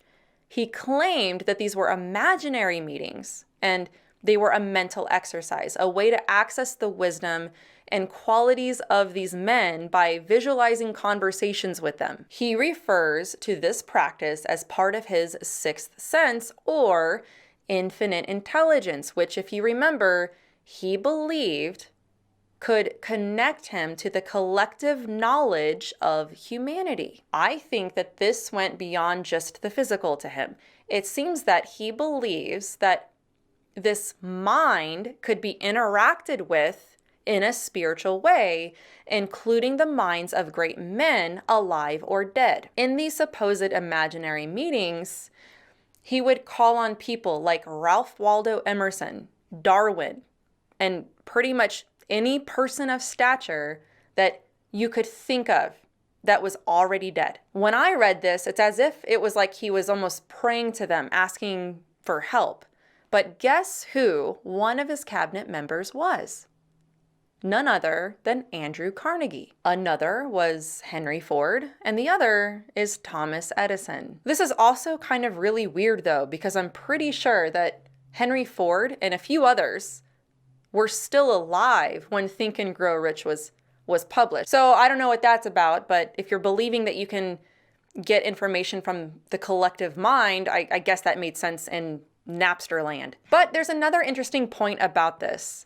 Napoleon Hill says in this chapter that these are imagined meetings because the assumption is that he doesn't have access to these people. However, if these were imaginary meetings, and if some of these men were still alive and he was apparently buddy-buddy with them, couldn't he have actually met with them instead of imagining his creepy cabinet? I mean, that's just an interesting inconsistency there, but keeping in mind Napoleon's belief about us all being able to tap into this infinite intelligence, can you see how he might have believed that's exactly what he was doing when he was having these conversations? Because the deepest, truest part of you is spirit, which you access through the mind. Your body, on the other hand, is seen as a barrier to this connection, which is why you're encouraged to turn it off. From Napoleon's perspective, grounded in New Thought beliefs, it makes perfect sense to me that he would view his imagination as a way to access the infinite mind or infinite intelligence. In other words, in his view, these conversations he describes as imaginary are actually real interactions with this higher intelligence. Framing it this way is a clever move. It allows him to appear grounded and not crazy, while still presenting himself as deeply spiritual. This approach aligns perfectly with New Thought's emphasis on imagination as a bridge to higher consciousness. Now, people might think that this is super spiritual or whatever, but it sounds flat out delusional. But I think he knew exactly how this would sound, which is why he is speaking out of both sides of his mouth. They can't be his cabinet members. They can't be imaginary and true at the same time. To give you an example of this, let me read an excerpt to you from his book. Also, if you have this book, I actually encourage you to go read this entire section for the complete context of what he's saying here. But this is what he says starting on page 254. He's speaking about his cabinet members here, okay? These meetings became so realistic that I started to be fearful of their consequences and discontinued them for several months. The experiences were so uncanny, I was afraid if I continued them, I would lose sight of the fact that the meetings were purely experiences of my imagination. Some 6 months after I discontinued the practice, I was awakened one night, or thought I was, and saw Lincoln standing at my bedside. He said, "The world will soon need your services. It is about to undergo a period of chaos that will cause men and women to lose faith and become panic-stricken. Go ahead with your work and complete your philosophy. That is your mission in life. If you neglect it, for any cause whatsoever, you will be reduced to a primal state." The following morning, I was unable to tell whether I had dreamed this or had been actually awake.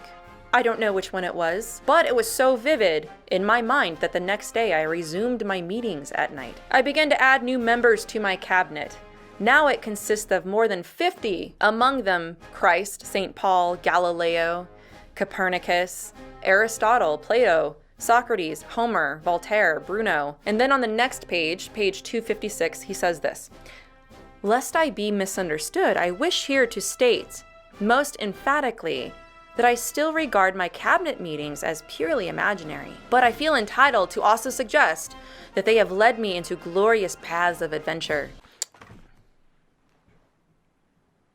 Do you see what I mean about the doublespeak? Now, don't you think that's interesting?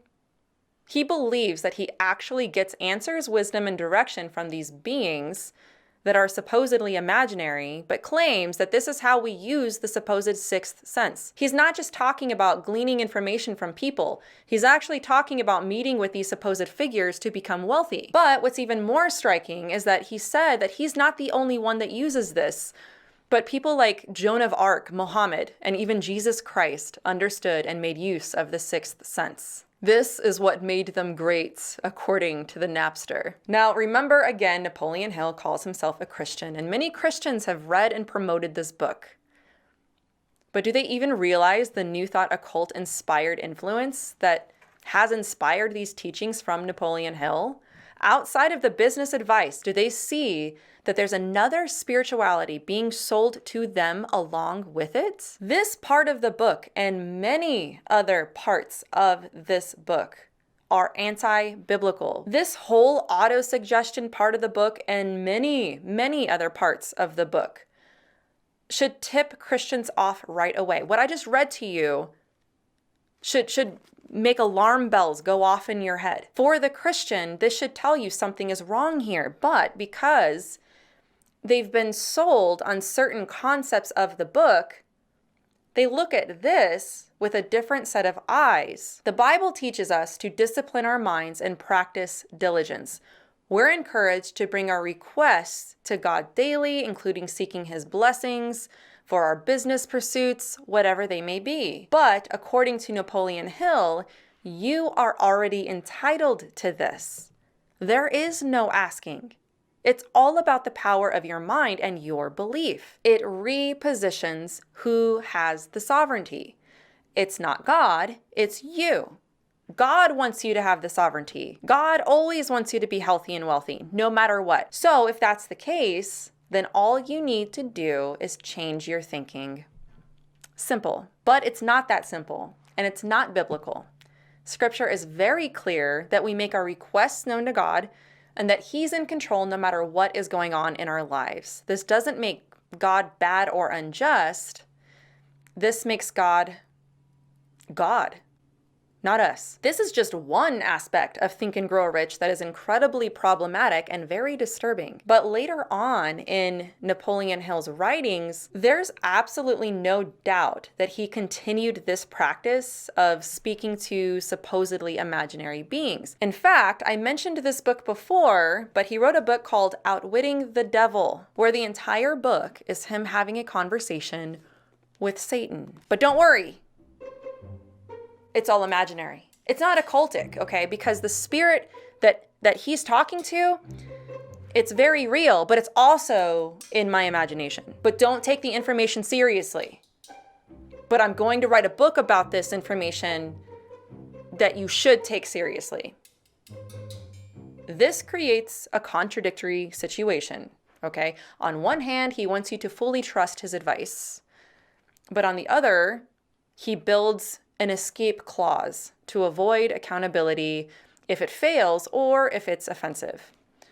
which is, by the way, the same formula I see when some Christians who claim to be prophets make a prophecy, but that's another video. It's hard not to do a sort of synopsis on this book, but there's a broader conversation to have about Napoleon Hill's occultic influences. Another book that Napoleon wrote was called The Master Key to Riches, and it was in 1967. And it was at this time, later on in his author life, that it seemed apparent that he stopped talking to an imaginary cabinet and was just outright open about talking with actual unseen beings. So his journey into communication with these spirits apparently began at least as early as Think and Grow Rich and continued to evolve. Also in 1967, he wrote a book called Grow Rich with Peace of Mind, which literally looks like a rehashing of Think and Grow Rich, which a lot of New Thought gurus do this. They'll just recycle the same information. But in chapter 12 of this book, he openly describes visits from spirits.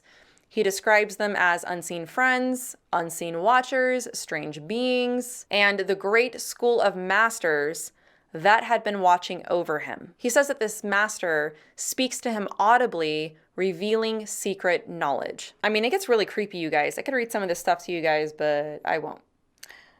I mean, because it's creepy, and also because I'm pretty sure this video is long enough. So it seems that the Napster has been in contact with these spirits since his early days, and they have informed a lot of the information and teachings and methods that makes up what we see in Think and Grow Rich. Now, something really interesting also, just to mention about outwitting the devil. I've given you guys so many dates, but they really are helpful to give context to everything, okay?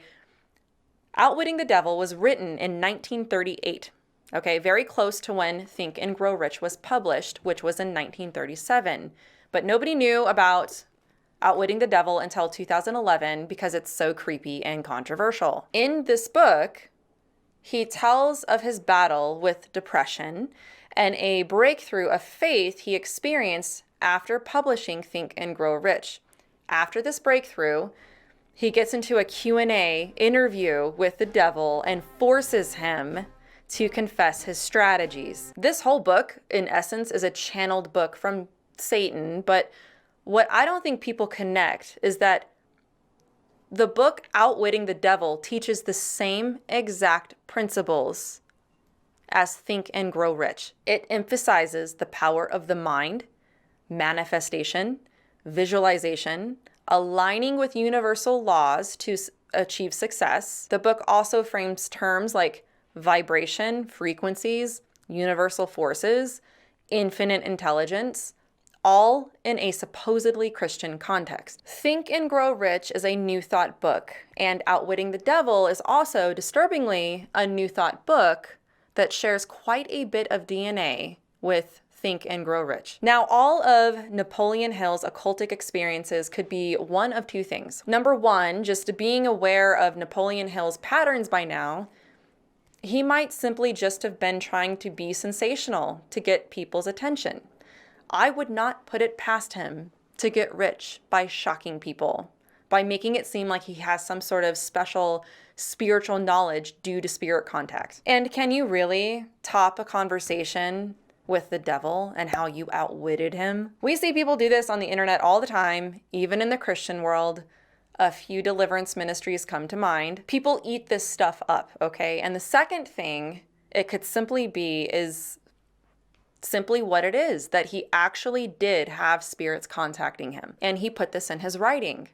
Knowing New Thought, this is actually a pattern for the belief system, as a lot of teachings do come from spirits, but either way, it doesn't look good for him. There's a lot more, but I think you guys can get a really good idea of the type of occult practices that the Napster was into and how it repeatedly shows up throughout his writings. I am still stunned to this day to know how many Christians read his work and think that it's not only good stuff, but that it's biblical. If that's you, you have been bamboozled by the Napster. But even with everything that we've just gone over, there's one more element that I want to go over, that I think might be nagging at people that's impossible, in my opinion, not to cover. You might be to this point and not be impressed at all. So what? Napoleon Hill is a fraud. He's a liar, he's a con, big deal. He was a New Thought author and talked to spirits, imaginary or real. So what? And your argument might be that his work has changed your life. It has genuinely helped you, and this is what you might be holding on to. So let's talk about it.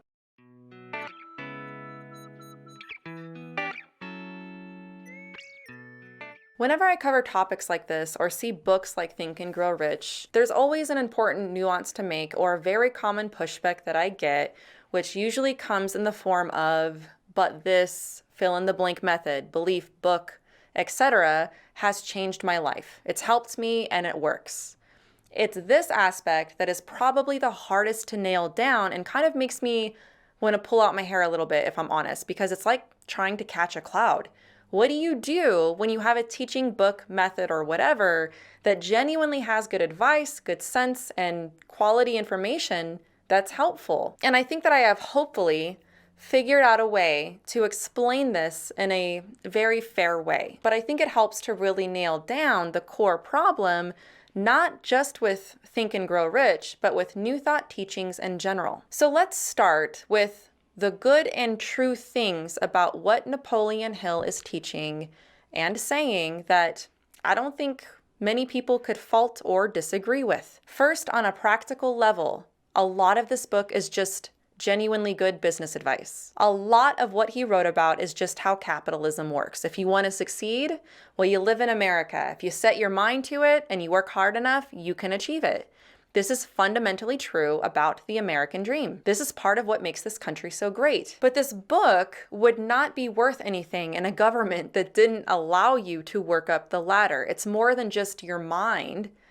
This is a philosophy of government as well. Be that as it may, the advice still stands. Be innovative, be imaginative, don't be afraid to make mistakes, be excited to put your mind to something that you love and make it happen. Be consistent, hardworking, a good leader, trustworthy, and responsible.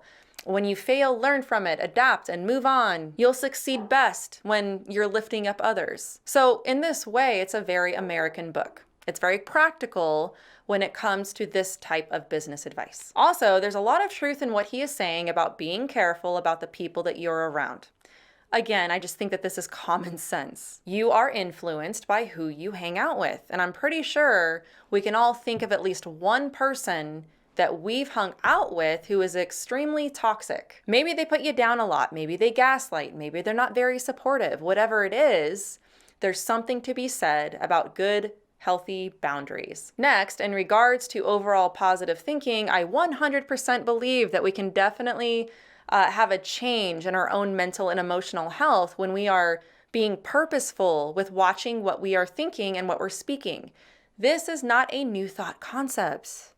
Again, it's common sense. It's like breaking bad habits and forming good ones, like improving your diet, quitting smoking, managing your temper, budgeting wisely, limiting screen time, being mindful of your emotions. I mean, these all require intentional effort. It is a calculated mental shift toward positivity, towards making the decision to do better. Like, consider someone who's constantly negative or cynical, even a Christian. Are their life circumstances contributing to their mindset? Could adjustments like better nutrition, having a better attitude, less screen time, a focus on healthier thoughts, could that improve their mental health and reduce their cynicism? Certainly. What you focus on shapes your mental and emotional well-being. This does not equate to having supernatural mind powers. It's just not being an idiot. Also, Napoleon's approach to business success in the book isn't just about repeating some mantra to get rich. I think he actually, in some cases, does a good job of making it clear that success takes real effort, planning, setting goals, learning skills, surrounding yourself with supportive people, staying persistent. I mean, that's generally good knowledge to have. A lot of what he writes about is about self-discipline, and what it takes to prepare yourself for leadership and how to be a good leader. But as I mentioned before, everything that I just told you probably didn't even originate with Napoleon Hill. He himself didn't even live by the standards of his own book. So that segues me into talking about some of the harmful and tricky things about what Napoleon Hill is teaching in Think and Grow Rich. You do not need to read Think and Grow Rich to get good business advice. There are tons of books, better books, that have this same information, and we see it regurgitated everywhere, from life coaching to motivational speaking, general business practices, especially from those people who are successful in what they do. In my opinion, why people like this book specifically is for an entirely different reason. It's because something else is sold to you along with these lessons, and it doesn't have anything to do with business. It has everything to do with selling you on the supposed inner power that you have to create your own reality. That is a powerful thing to tell somebody, and it's very deceptive. This book doesn't just promise business advice. It promises personal, mystical power. We have already gone over a lot of the ways that this is harmful and tricky, but let me cover a few more that might help bring clarity and context to this argument of it working. Occultic beliefs and practices are supposed to work. That's the allure. Otherwise, nobody would be attracted to them. So if you're using forbidden practices that God says to stay away from, but hey, it works, I think you can understand the issue with that. The reason why God says to stay away from these things is because it will draw you away from Him. It will deceive you. Another reason why people say that it works is because the nature of these teachings doesn't allow for doubt. You have no choice but to say that it works.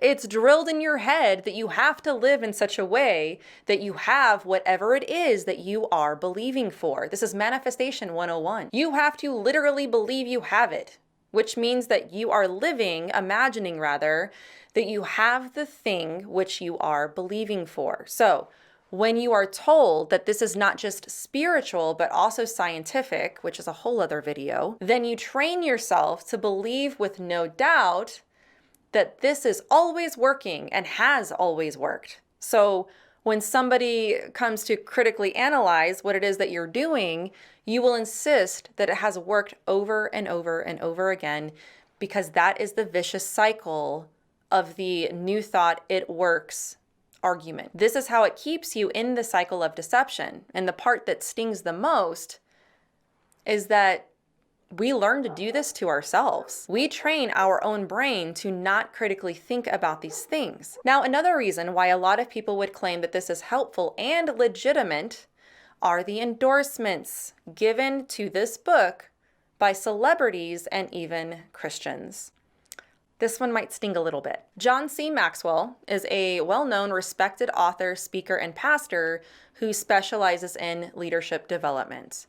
He has stated many times that Think and Grow Rich is a lifetime must-read on his books list. In fact, if anybody's familiar with John Maxwell, you might have already picked up on the similarities between Napoleon Hill's techniques and teachings and John Maxwell's. In fact, he has his own mastermind groups that are patterned after Napoleon Hill's teachings. Another surprising person who has endorsed Think and Grow Rich is the late Charles Stanley. In his book, How to Reach Your Full Potential for God Study Guide, in chapter 11, called The Ongoing Pursuit, this is what Charles Stanley has to say about Think and Grow Rich by Napoleon Hill. I would never encourage you to pursue or receive anything that is contrary to purity or God's commands, but I strongly encourage you to expand your horizons. Be open to new ways to express your gifts or to serve others. Recognize that you can draw insights from many areas of information, even areas that don't seem remotely connected to your career field. Years ago, when I was a young pastor, I accepted an invitation to preach at a revival miles away from my home church. After the services had ended, the pastor handed me a small brown sack and said, "I hope I do not offend you in giving you these books, but I felt impressed that they may be of benefit to you." I thanked him and left, opening the sack only hours later. Inside, I found 2 books, one of which I later realized was a classic in the business field. It was titled Think and Grow Rich by Napoleon Hill.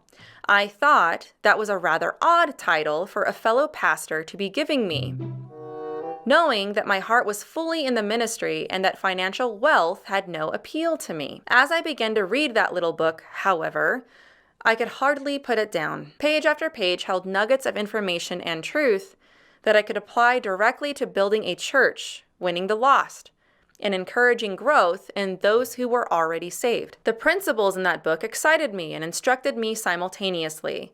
I was not interested in building wealth or acquiring material things, but I could see that God desired for me to make adjustments in my thinking, my attitude, and my planning that could make me very rich in spiritual fruit. I began to apply the principles of that book to my endeavors as a pastor, and I discovered they worked. For years, I read Think and Grow Rich every year to remind myself that the truth of God is not just for one career field, it is for all manner of work and ministry. That book by Napoleon Hill opened my eyes to the value of motivational books.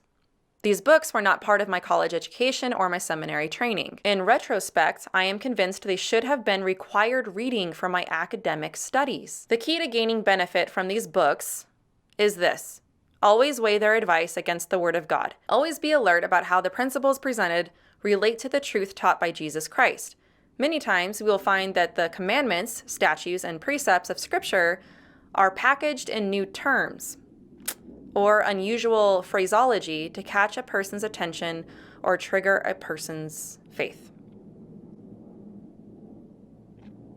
I mean, if we're going to weigh this against the Word of God, it belongs in no other place than the garbage. You do not need to read this for business advice. This is not the book to go to. In reading this excerpt, I can't help but point out that this is exactly the point that I'm trying to get across about New Thought. This isn't just self-help, but it's infused with New Thought principles, which at their core are occultic and Gnostic.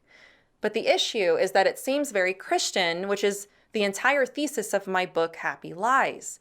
This is exactly why New Thought is so tricky for Christians. And when we have endorsements like this, it makes it seem like these concepts really work. I can probably guess that somebody like Charles Stanley doesn't know much about New Thought and is assuming that Napoleon Hill is onto something with this power of thinking. But I do want to make one thing clear before I go on. This isn't like an expose video about Charles Stanley or John Maxwell or something like that. It's not like they're heretics or false teachers.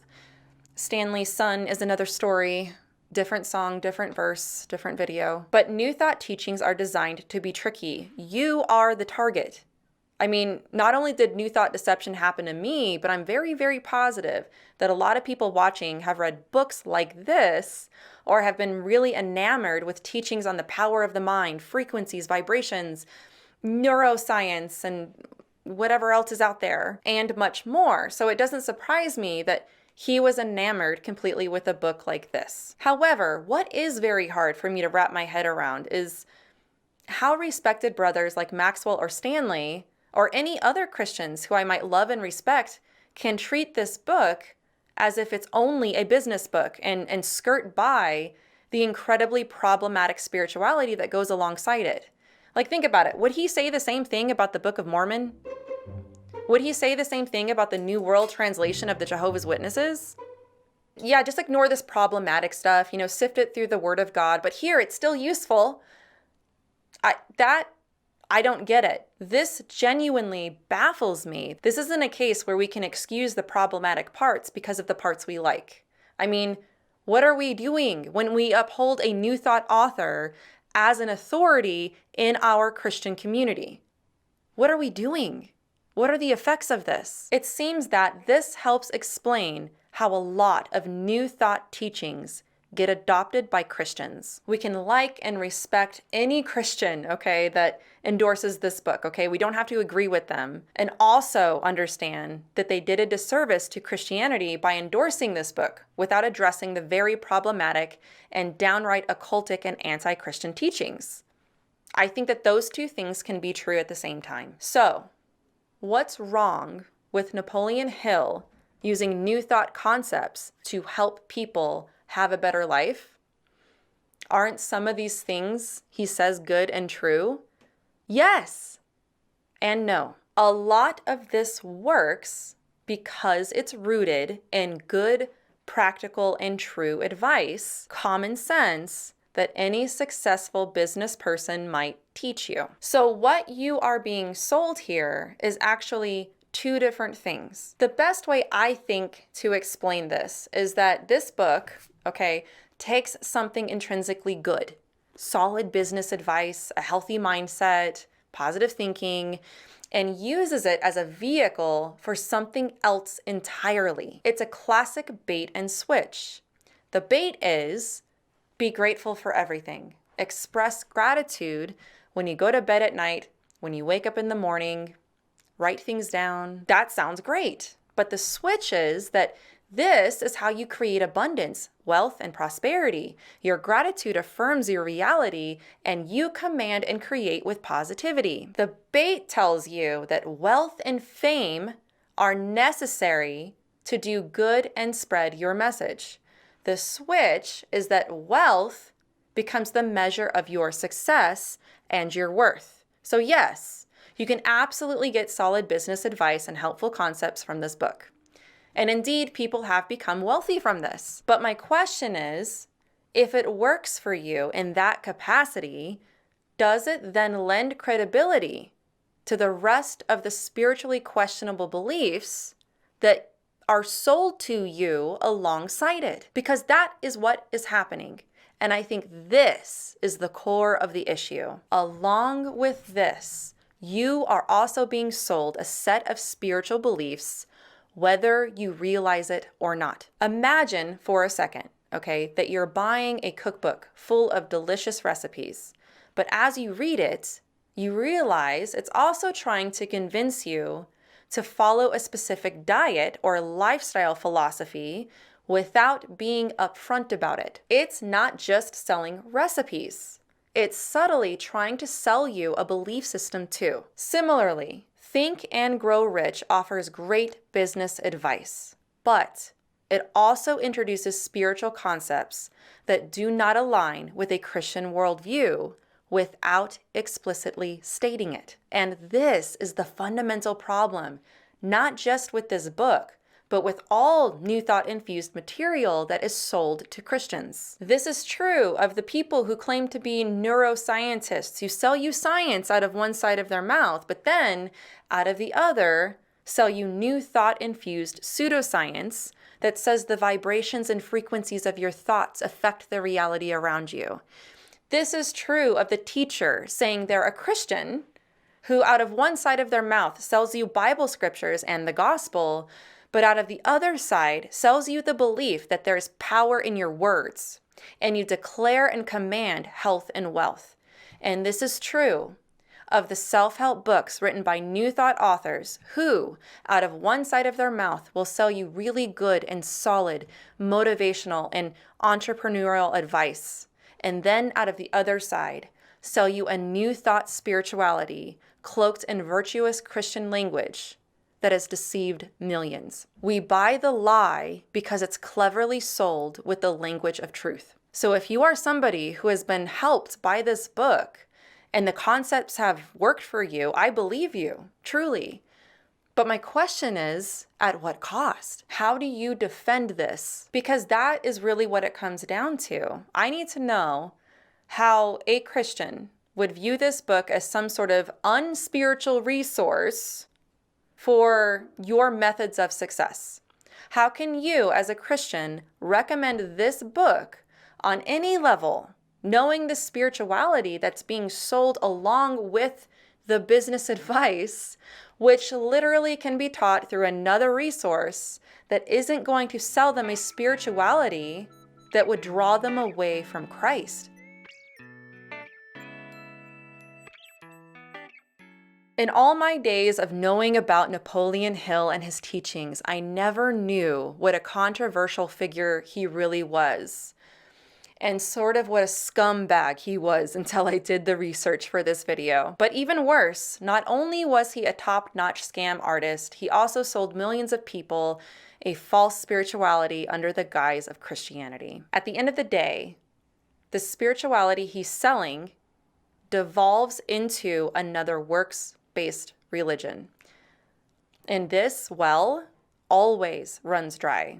If your success in life depends entirely on these thinking methods, what happens when you fail? You'll always need something or someone to blame. It's a system that constantly sets you up for failure in the name of success. It sets you up to constantly chase after perfect thoughts, leaving you on a mental hamster wheel that's exhausting and unsustainable. Napoleon Hill's gospel is an endless quest for growth and improvement. It promises a payoff that's always just out of reach. Jesus invites us to come to him for rest, promising that his burden is light. Hill's approach, on the other hand, demands constant striving, a relentless pursuit of unattainable growth.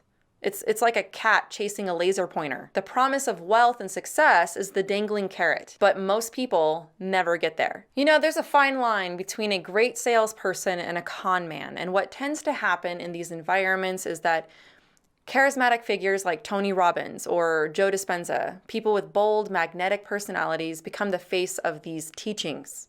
They market their mindset methods to the rest of us, who are often more submissive and eager to follow them.